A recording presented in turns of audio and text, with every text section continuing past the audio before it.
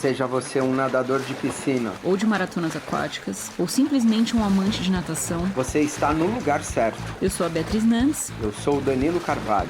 E esse é o Swimcast, o primeiro podcast de natação e maratonas aquáticas do Brasil. Feito com nadadores, treinadores e pessoas que não vivem sem natação. Seja muito bem-vindo ao Swimcast, amante da natação. O episódio de hoje já vai começar. Não deixe de seguir a gente no Instagram, na nossa página swim.cast e no Spotify, ou na plataforma que você usa para ouvir o podcast. Estamos com nossa campanha de apoio aberta. É só você ir em www.apoia.se/swim-cast. Lá tem todas as informações.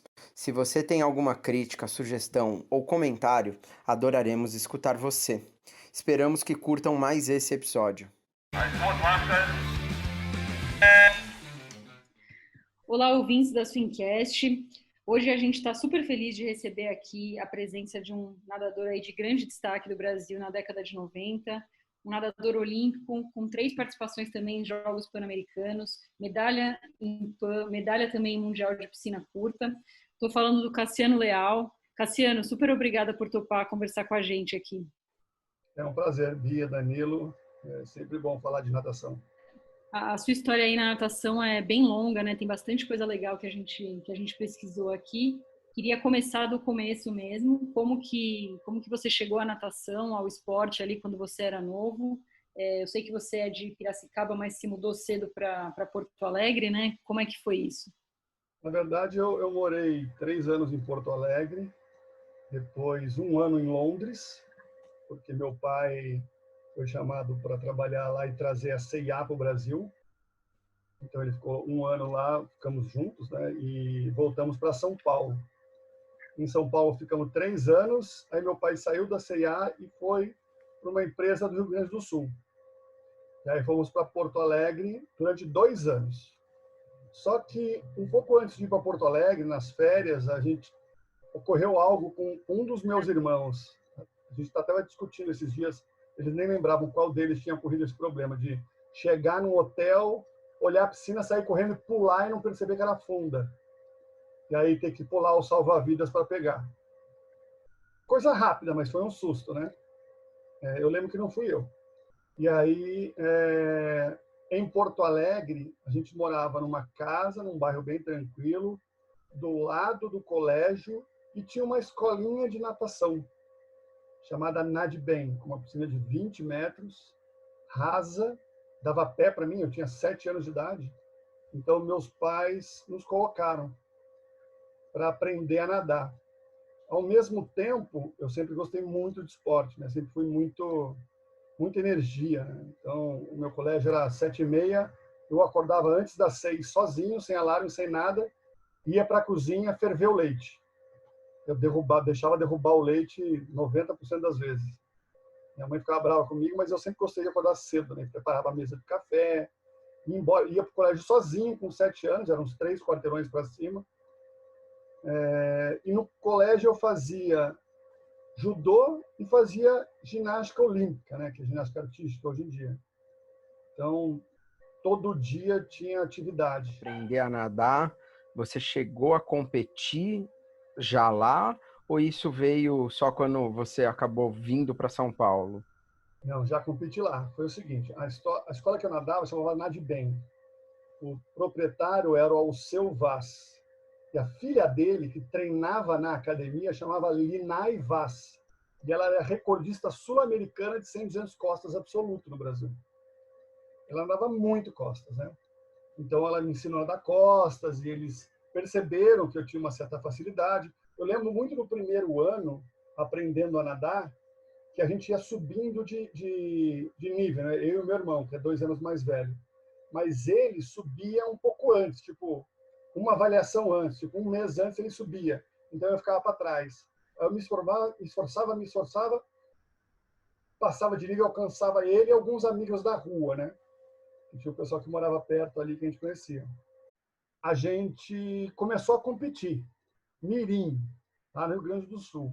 Minha equipe tinha cara bom, tinha o Lisandro Carvalho, que é lá do Grêmio Náutico União de Porto Alegre, nada super bem o Costas, ele da mesma academia, então a gente tinha até um revezamento.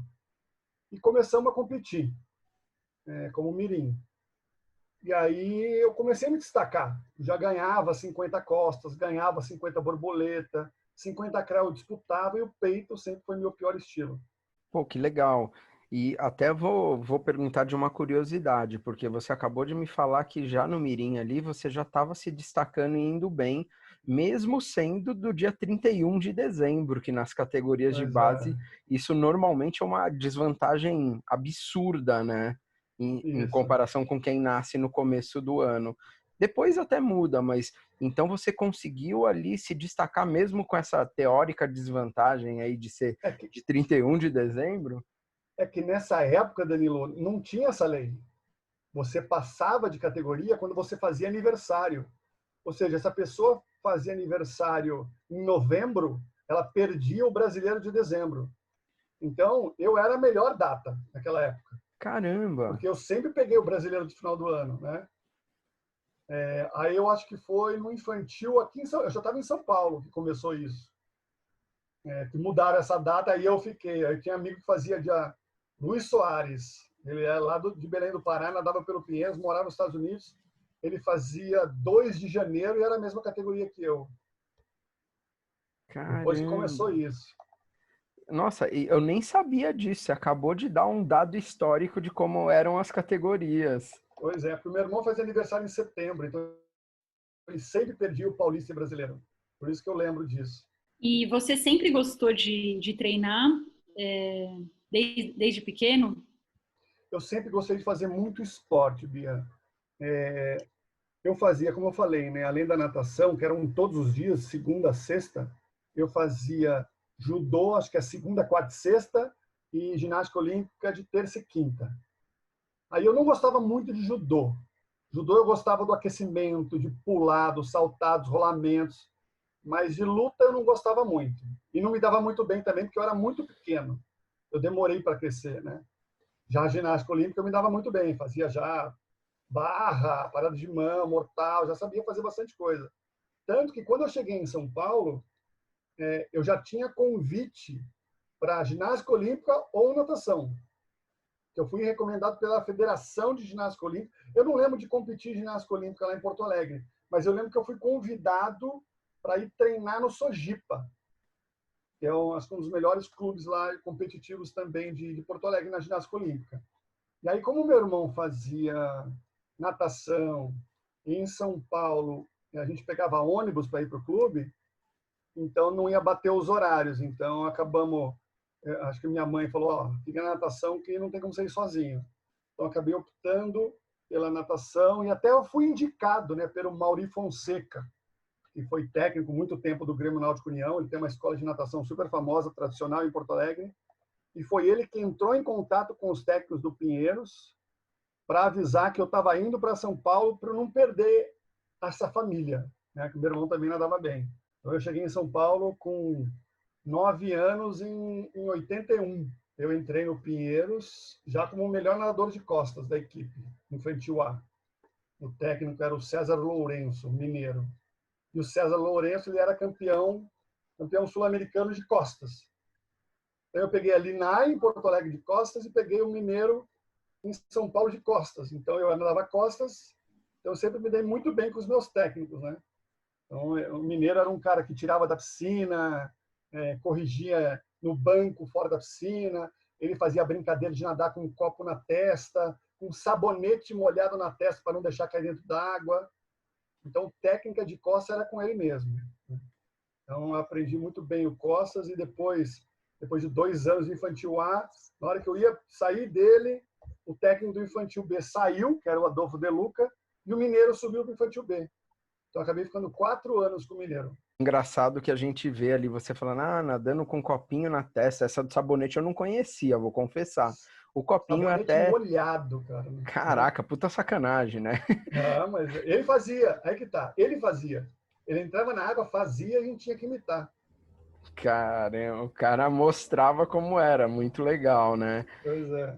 E, e assim, depois desse período aí com ele, ali você já se destacando, nadando muito costas aí, né? Qual que foi o próximo passo ali quando virou juvenil? Com quem foi? Então, ali no infantil, eu era nadador de costas. Eu cheguei já no Pinheiros como do revezamento, né, do revezamento A de costas. Já fomos campeões brasileiros, campeões paulista, no primeiro paulista. No 100 de costas eu ainda não era tão bom assim em relação ao estado. Fui melhorando. No final de infantil A, é legal falar isso porque o Pinheiros não levava infantil para brasileiro. Tinha brasileiro de infantil A e B. E o Pinheiros só ia infantil B. O A não levava, ele preservava, digamos assim, os infantil A. E aí, nesse ano, que era o meu último ano de categoria, o infantil foi no Ibirapuera. E aí eu morava do lado do Ibirapuera e fui assistir o campeonato. E na minha prova de 100 costas eu disputaria, eu ganharia medalha. Então muita gente olhou para a prova, aí olhou para o lado, viu eu e falou assim: o que você está fazendo aqui? Você não nadou, você ia disputar medalha. Eu falei: o Pinheiros não leva. Eu lembro que eu fiquei meio chateado, mas fiquei orgulhoso que eu ia estar no pódio, fiquei feliz ali. E aí eu fui para o infantil B. Infantil B ainda nadava costa, nadava um pouco de crawl, porque eu sempre gostei de treinar, né? E o mineiro, ele dava muita preparação física. O Pinheiros tinha uma tradição de ter recreação todas as quintas-feiras, então a gente jogava bola durante 1 hora. Acho que isso foi do meu infantil até sênior. Toda quinta-feira tinha futebol. E de final de semana, nessa idade, além disso, né? Os meus treinos de infantil, eles eram um pouco mais cedo que a categoria do meu irmão. E aí eu ficava no Pinheiros para esperar ele para a gente ir embora. E nessa 1 hora e meia que eu ficava a mais, eu ia para a quadra com meus amigos, praticar basquete, bola, vôlei, o que fosse, né? E então eu sempre gostei muito de esporte, então sempre fui muito ativo. No infantil B comecei a dar um pouco de 400 livre, no treino tinha desafios de treinamento. Eu lembro que tinha a Semana do Inferno, que era a semana de 4.000 metros, cada dia era um tipo de treino, então teve 4 de 1.000, 5 de 800, 10 de 400, 20 de 200, 40 de 100. Segunda a sexta. Uma semana bem aeróbica, assim, né? Bem rodada. E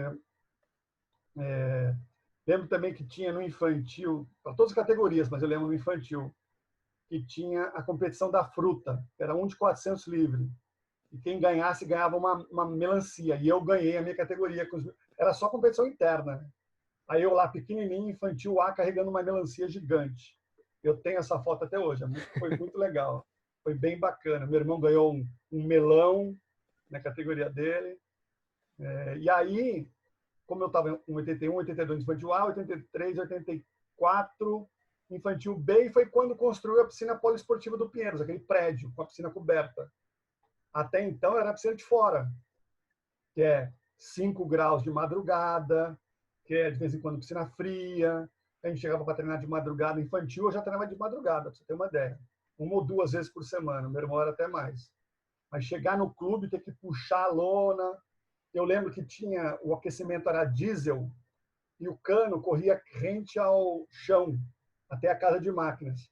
E aí você pisava no chão e onde corria o cano era quente. Então a gente estendia o roupão e pulava na água correndo. Aí juvenil, passamos a treinar na piscina de dentro, né? Aí juvenil A, eu lembro que aí eu comecei a me destacar mais, fui melhorando. Eu acho que porque, como eu falei, eu demorei para crescer. O meu irmão hoje ele é 2 centímetros mais alto que eu, mas numa época ele foi 20 centímetros mais alto que eu. Então, como ele cresceu rápido, eu cresci devagar. Então, eu demorei para desenvolver. Tanto que minha primeira medalha individual no brasileiro foi no final do Juvenil B, que seria o Júnior 2, né? Eu demorei para me destacar em cenário nacional. Também porque quando eu era infantil mudou a lei e aí os mais velhos começaram a competir. Então, quando você é criança, faz muita diferença 1 ano, né? 6 meses, 1 ano, faz muita diferença porque cresce muito. A gente cresce muito rápido quando é criança. Mas daí, Juvenil B foi a primeira vez que eu fui campeão brasileiro de 200 costas. O Cassiano, a gente entrevistou o Cordani, né, que também se destacou aí mais ou menos nessa mesma época, início da década de 90, e ele contou para a gente como era diferente naquela época, né, como assim as pessoas paravam de nadar mais cedo, né? E você está falando aqui para a gente que você começou a se destacar já no Juvenil B, né, já um pouco mais tarde, né? Você tinha nesse momento assim uma expectativa de Olimpíada, de ser um atleta profissional, ou em que momento que isso surgiu para você? E se você em algum momento desanimou com essa coisa de demorar para ter resultado nacionalmente, ou se você nunca teve isso, se você sempre se dedicou até chegar a esse momento, foi uma trajetória mais tranquila, em termos de motivação, né? Bem, como eu te disse, eu tinha um irmão mais velho e a gente ia todo dia para o Pinheiros. O Pinheiros é uma cidade, né? É um oásis no meio de São Paulo. Então, além do treino de segunda a sábado, eu passava o fim de semana no clube. Então, o Pinheiros era a minha casa, quase. Então, eu não pensava muito nessas coisas de objetivos, metas futuras, assim, não. Foi tudo muito natural. É lógico que, quando eu era menor, eu me espelhava nos mais velhos.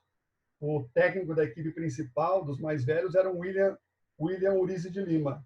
E eu lembro muito bem que ele colocava um rádio dele, grande, do lado da piscina, com Eye of the Tiger, sabe? Umas músicas assim, bem motivantes, no meio do treino.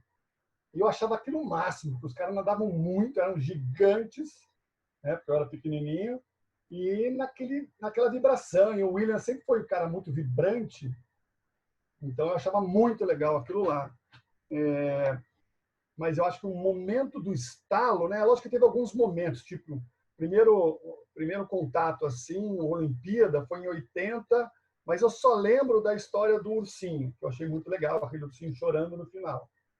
A única coisa que eu guardo daquela Olimpíada, eu guardo a vela, porque o Alex Welter, que foi o medalhista, ele era casado com uma prima da minha mãe. Então, alguém da família tinha ganho uma medalha. Eu falei, nossa, que legal, né? Nunca conheci, não lembro de ter conhecido ele.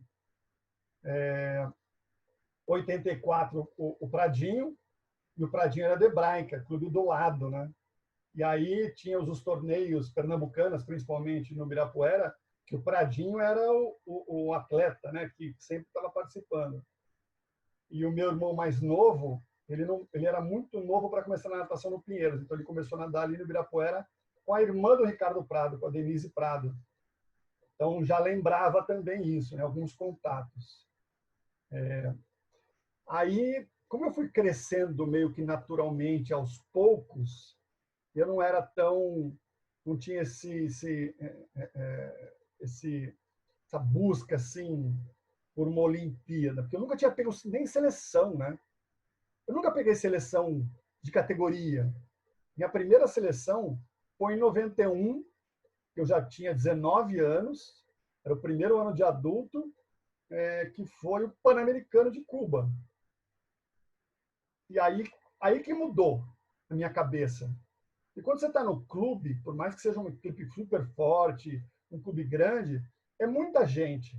Então você tem os caras que matam na virada, né, que ficam escondidos no fundo da piscina, tem os que não treinam direito, tem uns que em véspera de competição não faz musculação porque quer nada melhor, eles nadam bem, você nem tanto porque você fez toda a musculação.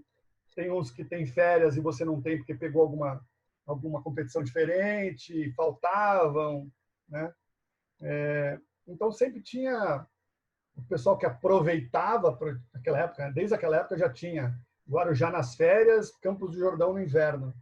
E eu sempre ia para uma cidade interior pequenininha que é da minha família, Analândia, cidade muito pequenininha. Então eu não aproveitava isso. Então eu nunca tive esse glamour assim, digamos assim, né?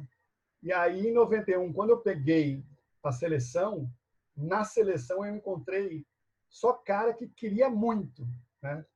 Não era tipo, eu cheguei na seleção, que legal, o máximo.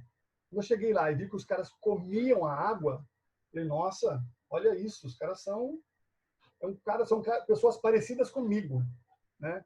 Então, você treinar do lado de um Romero, treinar do lado de uns caras que era top ali, Aí mudou a minha cabeça. Aí eu comecei a querer, né? E aí, em 92, é o primeiro ano que eu disputei uma eliminatória para Olimpíadas. Cassiano, mas ali você já estava entrando no sênior, né, indo para o adulto, e você pegou uma seleção pan-americana. Ela não deve ter vindo por acaso, e foi nesse momento que você entrou realmente, vamos dizer, na elite da nossa natação, né? Como que você estava ali naquele momento, antes do PAN? Você já via que você estava realmente tendo condições de brigar por essa vaga? Foi nesse momento ali que deu esse salto, e aí depois você contou agora que viu uma realidade quando você estava lá em Havana em 91, mas na preparação ali para mudar de nível, vamos dizer assim, você começou a visualizar a vaga? Não, pra ser bem sincero, não. Por quê? Em 90, em 89 eu terminei o terceiro grau, né? O terceiro ano do segundo grau. Então eu fui estudar vestibular. E aí eu não passei em 89, estava competindo, brasileiro, fui campeão brasileiro, lá em Goiânia, 89, em Juvenil B, o último ano, eu nadei 6 provas, ganhei 6 medalhas. Um ouro, ganhei 3 bronzes e 2 ouros de revezamento. Então, voltei com 6 medalhas de um brasileiro. Putz, muito legal. Só que em 90, eu fui fazer cursinho, né, no estudo. Eu fui estudar. E aí, eu fui deixando a natação meio de lado. Porque o meu irmão, ele fazia USP. Eu falei, nossa, ele vai ter... Eu também quero USP, queria USP, né? Administração USP. E aí eu comecei a fazer cursinho. No segundo semestre, eu até diminuí um pouco o treino, porque nesse ano, como eu tinha faculdade, queria uma faculdade boa, eu tenho uma diminuída nos treinos, deixei de dobrar, chegava atrasado quando eu tinha laboratório de redação na faculdade. Então a natação ficou em segundo plano. Só que no final de 90, eu acabei não passando na USP, e nas outras universidades eu nem me esforcei, ou seja, não passei em nenhuma faculdade. Eu falei, meu Deus, e agora, né? Só que, como eu falei, foi um ano que eu larguei mão da natação, não peguei tão pesado. Aí, em 91, minha mãe falou assim, ó, você só queria saber de estudar, você ficou nervoso, você não estava tranquilo, volta a nadar normal, você estuda mais 6 meses de cursinho, não tem problema. Porque nessa época, o Pinheiros tinha um sistema de bolsa, né? Por pontuação. E como eu tinha ganho 6 medalhas do brasileiro, eu tinha uma pontuação alta. Então eu comecei a ter colégio pago, ajuda de custo. Naquela época não existia quase isso. E eu era com os melhores, ganhava no clube por causa disso. E aí, em 91, eu voltei a treinar forte. Só que eu não tinha nadado bem em 90. Então, eu não estava muito bem. E aí,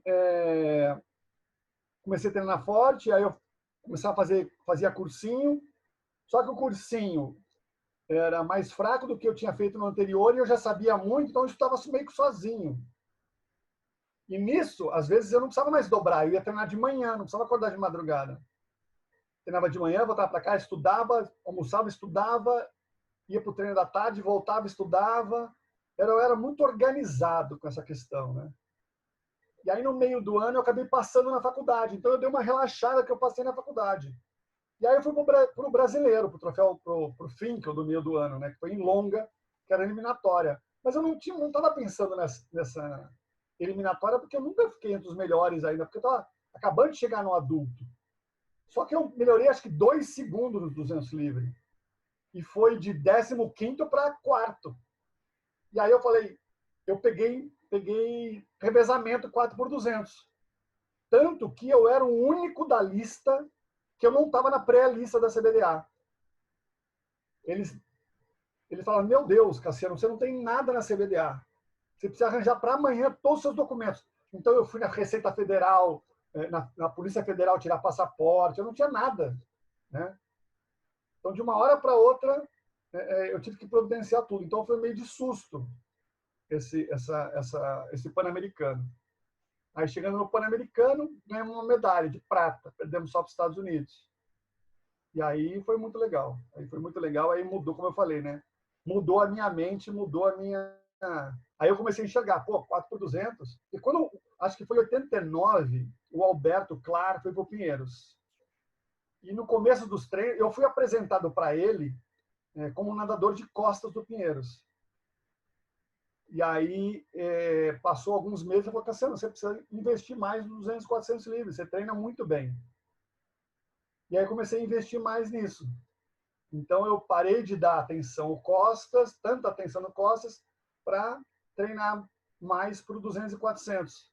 Por isso que também, porque no 100, 200 costas tinha Romero, tinha Renato Ramalho, tinha os outros nadadores, e eu era muito pior que eles, né? Eu era longe deles ainda. Então, por isso que eu não vislumbrava uma seleção absoluta. Nossa, que legal essa história. Assim, uma surpresa até para você, né? Essa seleção. Que interessante. Foi mesmo. E aí, pô, depois do PAN, você aí começou a mirar esse 4x200, né? Para Barcelona. E essa foi uma história um pouco dramática, né? Eu li essa história agora, um pouquinho antes da gente começar, narrada no Epicurus, que era o blog que o Dani tinha com o pessoal daquela época. E eu fiquei assim, emocionada lendo, porque foi realmente muito dramático mesmo a forma como você perdeu a vaga, né, pro revezamento por muito pouco. Eu queria que você contasse um pouco essa história pra gente e depois eu vou te perguntar como que você superou isso também. Tá. Então, em 92, 91, eu entrei na faculdade e fui para o Pan-Americano. E aí eu estava super feliz, super animado, né? E nadei muito bem, estava nadando muito bem, 91. Aí, começo de 92, eu falei para minha mãe, mãe, eu vou dar um tempo, eu vou trancar a faculdade para treinar para a Olimpíada. Ela falou, ok, não tem problema, né? Eu pagava a minha faculdade já, não tem problema nenhum. Então, eu comecei a treinar para a faculdade. No começo do ano, teve o Troféu Brasil, de 92. Foi lá no Minas Tênis Clube. E foi uma das competições que eu dominei o meu corpo, eu fazia o que eu queria. Eu ganhei 200, 400 livre. O Gustavo Borges já estava classificado para a Olimpíada, então eu ganhei dele o 200 livre também. Ele tirou 4 no 200 livre. E eu nadava assim, vamos passar junto, vai. Então eu nadava, olhava para os dois. Eu classificava sempre na baliza 4, porque eu estava muito bem. Nem fazia força, ele classificava com o primeiro tempo. No 200 livre eu olhei para os dois lados, até o 100 estava junto. Aí eu crescia para o 150, abria meu corpo e segurava até o final. No 400 livre, mais fácil ainda. Passava 200, crescia um pouco, abria, segurava para não cansar no final e ganhei também 200 livre. Tirei segundo no 200 costas, nadei 800 livre, ganhamos revezamento. Então, foi uma competição que eu nadei muito bem. E aí eu cheguei muito animado Tinha uma tentativa para os Jogos Olímpicos, não foi um brasileiro, né? Foi uma competição específica para quem queria pegar índice para a Olimpíada. E aí, no primeiro dia, foi o 200 livre. E eu estava dentro do revezamento. Quando na semana que começou a tentativa, a gente recebeu a notícia que 2 atletas que eram do Pinheiros e moravam nos Estados Unidos, o Renato Ramalho e o Emanuel Nascimento, tinham feito um tempo muito bom para o 200 livre. E eles estavam com o segundo e terceiro tempo. Então, Gustavo primeiro, ele segundo e terceiro tempo. E aí eu nadei a eliminatória no primeiro dia e ganhei. Mas eu não melhorei meu tempo. Eu tinha 1:52:32. E aí eu praticamente estava dentro. Mas eu nadei muito fácil, eu nadei controlando. Tipo, a vaga é minha, né? Eu estou em quarto, mas ninguém pode ganhar de mim. Então eu controlei, fiz sempre as minhas estratégias. Eu passei junto no 100, cresci para o 150, abri e dominei a prova. Então eu estava teoricamente classificado. Mas no último dia, teve uma retentativa. Quem disputou a prova nos dias anteriores poderia participar novamente numa tentativa no domingo. E aí eu lembro que eu falei, nossa, eu estou muito bem, passei segurando, eu quero tentar nadar de novo e melhorar meu tempo, porque eu acho que se eu passar um pouco mais fraco, eu seguro a volta. E aí o Teófilo Ferreira, nadava no Minas, né? Sempre foi meu adversário no 200, no Costas, ele tinha nadado a retentativa do 100 livre e não tinha pego o revezamento. Então ele estava super desanimado. Eu falei, todo mundo já nadou, então vou manter minha vaga, quero melhorar meu tempo. E aí fomos para a prova, eu conheço a história, né, porque o Teófilo depois contou para todo mundo também, que ele não queria nadar o 200. A mãe dele falou, pô, você não tem nada a perder, vai, cara. E aí ele veio. E aí eu forcei a passagem dos 100 metros, passei um corpo na frente de todo mundo, e aí do 100 por 150 eu cansei. E eu senti que eu cansei. E o Teófilo estava grudado na raia do meu lado. Quando eu vi eu cansando, eu falei, opa, não vou puxar ele. Aí eu peguei e diminuí a velocidade. Sabe, meio que relaxei, tipo, opa, não vou puxar não. Só que nisso ele cresceu, ele foi para cima. Aí quando ele chegou, não tinha um placar exposto, né? Eu lembro muito bem do Reinaldo Dias, que era o técnico do Minas, entrando na cabine, olhando e saindo pulando, falando que ele tinha feito 2 centésimos abaixo do meu tempo. 1,52,30. E aí eu falei, não acredito, perdi a Olimpíada. E foi uma Olimpíada até a em 96 já tinha reserva. 92 não tinha reserva para os revezamentos. Então eu fiquei com o 5º tempo e perdi a Olimpíada. Nossa, assim, a forma como foi, né, na última tentativa, né, isso mudou, né, de lá para cá, a gente não tem mais essa coisa de tomada de tempo, de ter tantas é, oportunidades, né, de fazer o índice, mas perder na última, e assim, deve ter sido uma coisa muito, muito difícil, e ao mesmo tempo eu li o post do Epicuros, e assim, não sei se vocês eram amigos, mas tem o lado do Teófilo que foi muito legal para ele, né? Que ele teve também uma história ali de dificuldade para chegar. Eu queria saber como que você lidou com isso, né? Porque é muito difícil, né? Mas você continuou e você chegou 4 anos depois. Conta um pouco como é que foi superar isso e se você conseguiu de alguma forma assistir a Olimpíada de 92, ficar feliz ali pelos seus amigos ou não. Eu nunca fui muito encanado assim com essas coisas, né? Lógico que eu fiquei triste, chorei, fiquei chateado.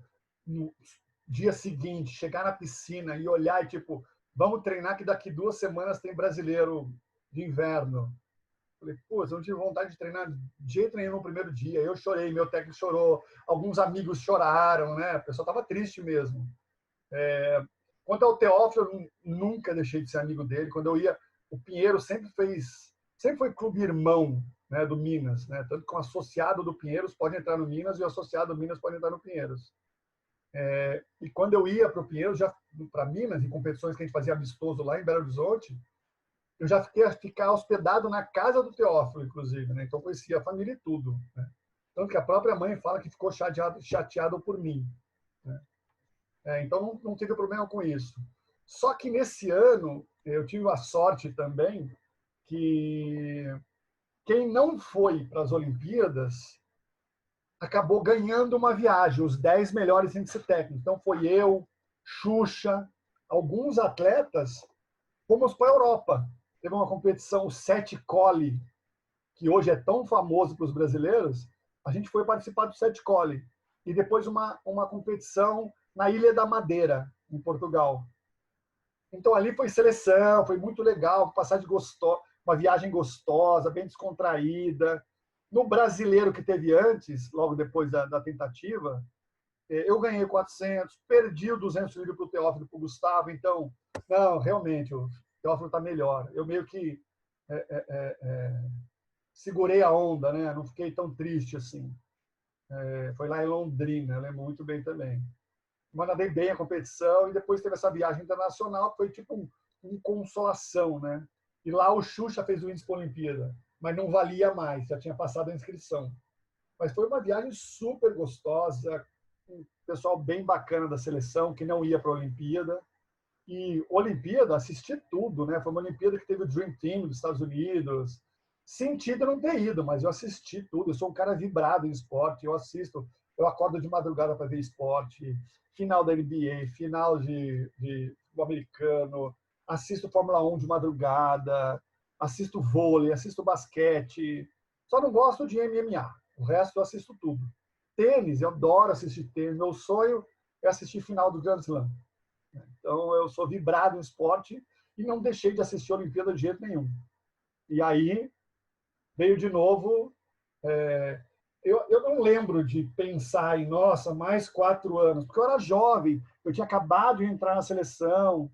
Então, foi meio que natural, né? Porque eu voltei a estudar, voltei para a faculdade, tinha essa questão de bolsa de estudo, então, para mim, valia a pena. Competi algumas competições pela faculdade, então, na faculdade, pô, não tinha nem brincadeira, era brincando, né, que você nadava na faculdade. fazia força, nem fazia força e ganhava tudo. Então, era o estrelinha também, seleção brasileira. E aí, 93, aí foram uns anos, né? 93 teve o Mundial de Piscina Curta, o primeiro Mundial de Piscina Curta em Palma de Mallorca, na Espanha. Os 10 melhores índices técnicos do Brasil foram classificados. Não era nem índice. E aí eu também peguei entre os 10. Lá ganhamos uma medalha de bronze. Foi uma puta competição, né? Os melhores do mundo nadando no Mundial. Foi o primeiro Mundial, assim. Então, outra coisa que me animou bastante. E assim foram os anos, né? 94 eu não classifiquei para o Mundial de longa, mas não encanei muito também. 95 teve o Pan-Americano, peguei seleção de novo, fui para Argentina, né? Palma de Mallorca, não. Mar del Plata. Mar del Plata. Eu fui quarto lugar no 200 livre. O Gustavo ganhou os 2 americanos morrendo no final e eu pegando eles. Quase peguei uma medalha. Prata no 4 por 200. Então, eu sempre estava ali na seleção, né? Uma outra coisa. Em 94, eu fui para os Estados Unidos. Eu falei, quero experimentar os Estados Unidos.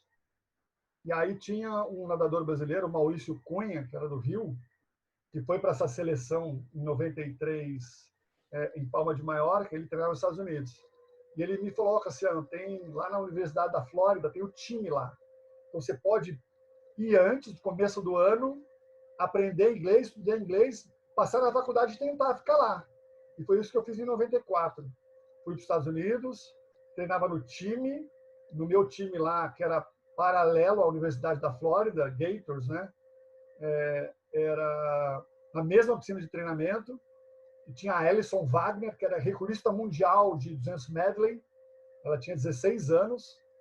Nadava muito, menina pequenininha, fraquinha, mas nadava muito. Então foi uma experiência bacana. No final do semestre, acabei decidindo voltar para o Brasil. Eu recebi algumas bolsas, mas decidi voltar para o Brasil. Então foi meio algo que natural. Ano em ano tinha um objetivo. Né? E aí chegou 96. Teve um sul-americano no começo do ano, eu estava andando super bem também. Treinei bem. Foi um ano que eu virei para o Alberto e falei, Alberto, eu queria ser mais rápido para passar os 100 metros sem fazer muita força no 200. Eu lembro que tinha o Cacau, que era o Carlos Pereira Lima Filho, que era um cara super velocista, andava 50 e 100, e estava tentando a Olimpíada por 100 livre. E para os 50 também. Eu falei, eu quero treinar alguns dias de semana com o Cacau, para ficar mais rápido. Porque base eu sempre tive, né? Tenho uma super base. Então, eu fiquei super veloz esse ano. Tanto que uma das tentativas para a Olimpíada foi nos Estados Unidos, em Memphis. Foi o Speedway Invitation que teve lá. E tinha vários americanos. E valia como tentativa. E eu nadei bem o 100, nadei bem o 200, mas eu não consegui melhorar o tempo, não fiz o tempo suficiente para o revezamento. Revezamento não tinha índice. E aí voltei para o Brasil e 1 ou 2 semanas depois teve a tentativa na mesma piscina do Fluminense. Igualzinho há 4 anos. Eu falei, meu Deus, tô chegando, tô vendo tudo, né? Ia ter o primeiro dia, os 3 primeiros dias de prova e 1 dia de retentativa. Igualzinho em 92. Eu falei, ai meu Deus, vamos lá. Aí fui para o 200 livre. Estava super bem, estava andando super bem. Fui lá, melhorei o meu tempo, fiz 1,52,0 e o revezamento pegou índice para a Olimpíada. Então eu classifiquei o revezamento com a minha melhora. Puta, aí foi uma super festa, né? Aí todo mundo assim, não vai nadar domingo, né? Não vai nadar domingo. Eu falei, não vou. Esse ano eu não vou. Aí eu tentei o 100 livre, foram 6 para a Olimpíada do 100 livre, eu fiquei em 7º. Então eu até era um reserva do 100 livre, se precisasse, eu era um reserva do 100 livre. Aí teve a retentativa no domingo, eu estava lá, assisti, mas ninguém bateu o meu tempo, e aí eu classifiquei para a Olimpíada.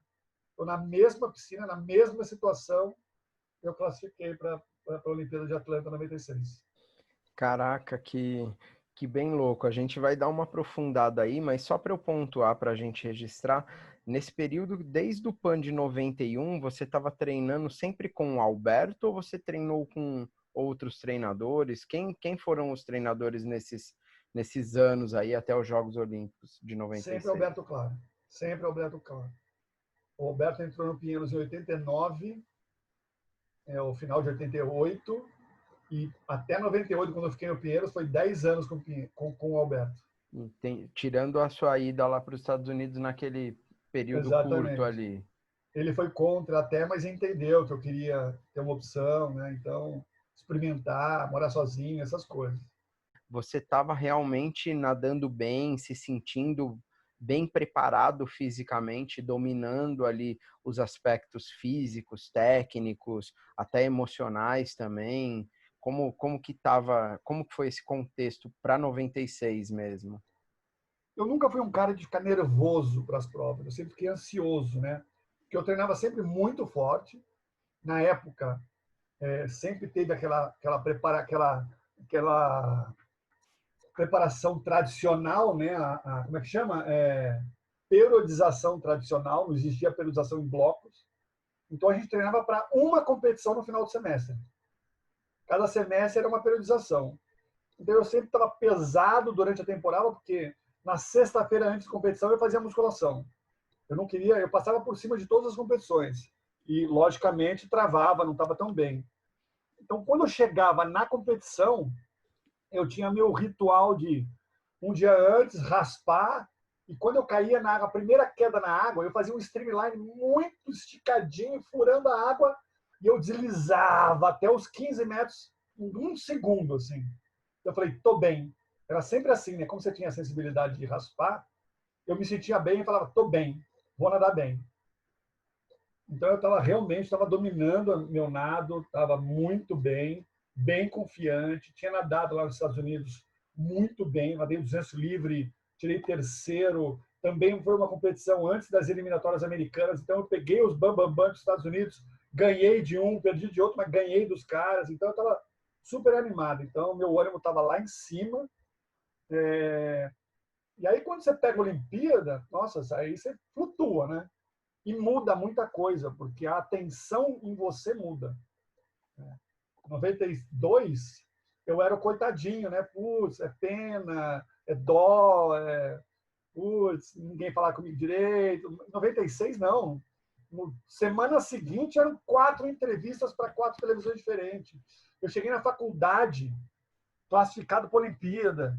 Então, meus amigos, o professor estava na aula, professor, tem um nadador olímpico aqui. Uma puta festa na faculdade também, né? Tanto que eu lembro que eu fui, logo depois da tentativa olímpica, eu passei por cima da competição. Então, todo mundo foi polir para o Paulista e eu treinei forte. Mesmo assim, eu estava tão animado, né, tão motivado com a Olimpíada, que eu ganhei melhor eficiência, ganhei todas as minhas provas, andei muito bem no Paulista. Então, me fez muito bem para a cabeça. Então, esse negócio de ficar nervoso, tremer, nunca tive esse problema. Lógico, né? Ir no banheiro um pouco antes, né? Sempre vai. Sim, Meu sim. ritual nunca foi de ficar ouvindo muita música. Então, bate um papo para descontrair, olha as outras séries e vão para cima. Legal. Pintou uma curiosidade aqui com relação ao lance dos Estados Unidos. Você foi para lá e acabou não ficando mesmo lá, foi um período curto. O que te fez voltar para cá? O que foi que você achou que não foi legal? O que Então, que... né? Eu tive uma experiência, foi meio ruim lá, porque eu cheguei lá, a primeira experiência foi ruim, mas não influenciou tanto. Eu fui nadar um dia, aí meu treino era um pouco maior. E lá eles têm uma piscina de 25 cobertas, uma piscina de 50 cobertas que fica separada em 2 piscinas de 25 jardas e uma piscina externa. E aí eu fui treinar com o pessoal do clube, né? Como eu estava treinando mais, o pessoal acabou o treino e eu continuei. Quando eu voltei na parte de fora, eu fui fazer um complemento do treino na parte de fora com o técnico. Quando eu voltei para a parte de dentro, eu olhei minha mala, estava tudo esparramado e tinham roubado meu dinheiro. E não sei por que eu tinha levado meu dinheiro esse dia. Tipo, roubaram $300. E era o meu dinheiro para o mês, né? Puta, eu fiquei super chateado. Eu tinha uma competição que era em outra cidade, que eu ia ter que pagar as coisas. Não fui, porque eu estava chateado, então não competi. E aí, eu estudei, eu apliquei para as faculdades, fui visitar uma outra universidade. Então, eu fui visitar uma universidade e tinha a Universidade da Flórida, que é a que eu queria. E aí eu recebi 90% de bolsa para LSU e depois recebi a proposta de 55% para a Flórida. Só que antes de decidir, eu voltei para o Brasil para a tentativa, acho que do Mundial. Eu fui para lá para treinar para a tentativa também, né? Mas o treino lá era muito diferente, né? Tanto que eu perdi completamente a minha velocidade. Eu voltei para cá nada veloz. Muito resistente, mas nada veloz. E aí eu não classifiquei para o Mundial. E aí o técnico de lá, ele falou, olha, eu preciso de tal documentação. Aí eu mandei a documentação. Ele, olha, não chegou, não chegou. E eu desesperado. Aí, de repente, ele falou, olha, Cassiano, desculpa, infelizmente, você perdeu o prazo de inscrição para a faculdade. Porque como eu tinha feito faculdade aqui no Brasil e eu falei que eu tinha feito, eu só tinha 2 anos elegível para a faculdade lá.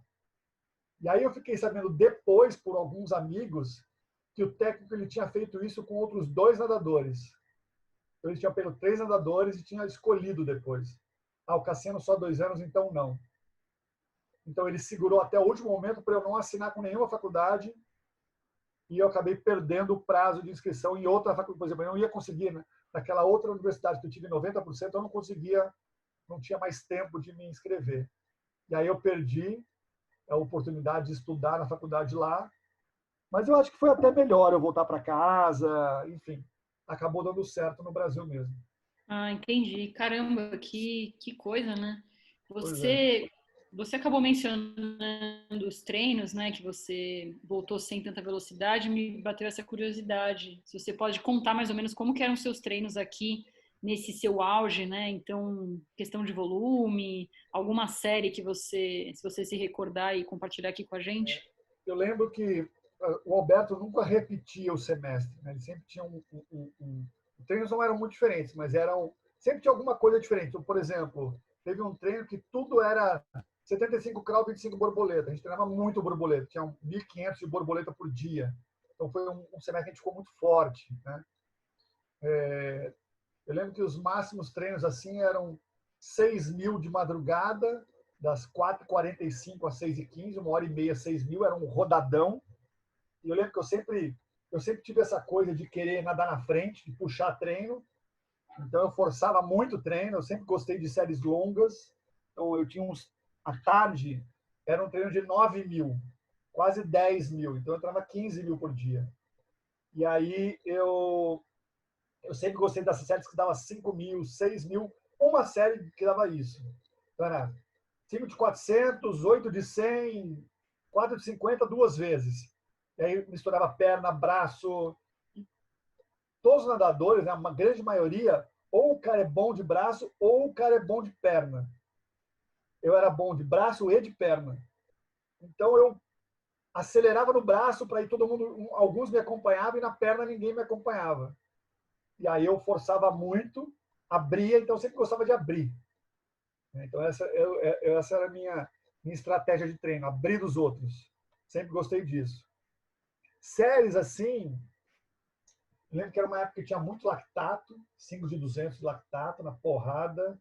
Tinha uma série de 5 de 100 a cada 10 minutos, que eu lembro que eu me machucava muito, doía muito. Como não sou um cara muito veloz, eu sofria muito, os tempos não eram tão bons. Então, a minha preferência sempre foi essa série de 5 de 400 nadando, progressivo, gostava de progressivo. 20 de 100 era um outro desafio que eu gostava muito, porque ele falava os intervalos para todo mundo e eu sempre era um intervalo menor. Todo mundo a cada 1,30, mulherada, homem a cada 1,20, Cassiano a cada 1,15. E sempre tinha um ou outro que falava assim, não, posso ir com o Cassiano, posso tentar? Pode, aí não aguentava. Então só eu aguentava. Então eram umas séries animais para a época que eu aguentava bastante. Perna, como eu falei, eu era muito bom, então eu lembro tiros de perna, 1.500 para 1,19 de média. Eu andava muito de perna.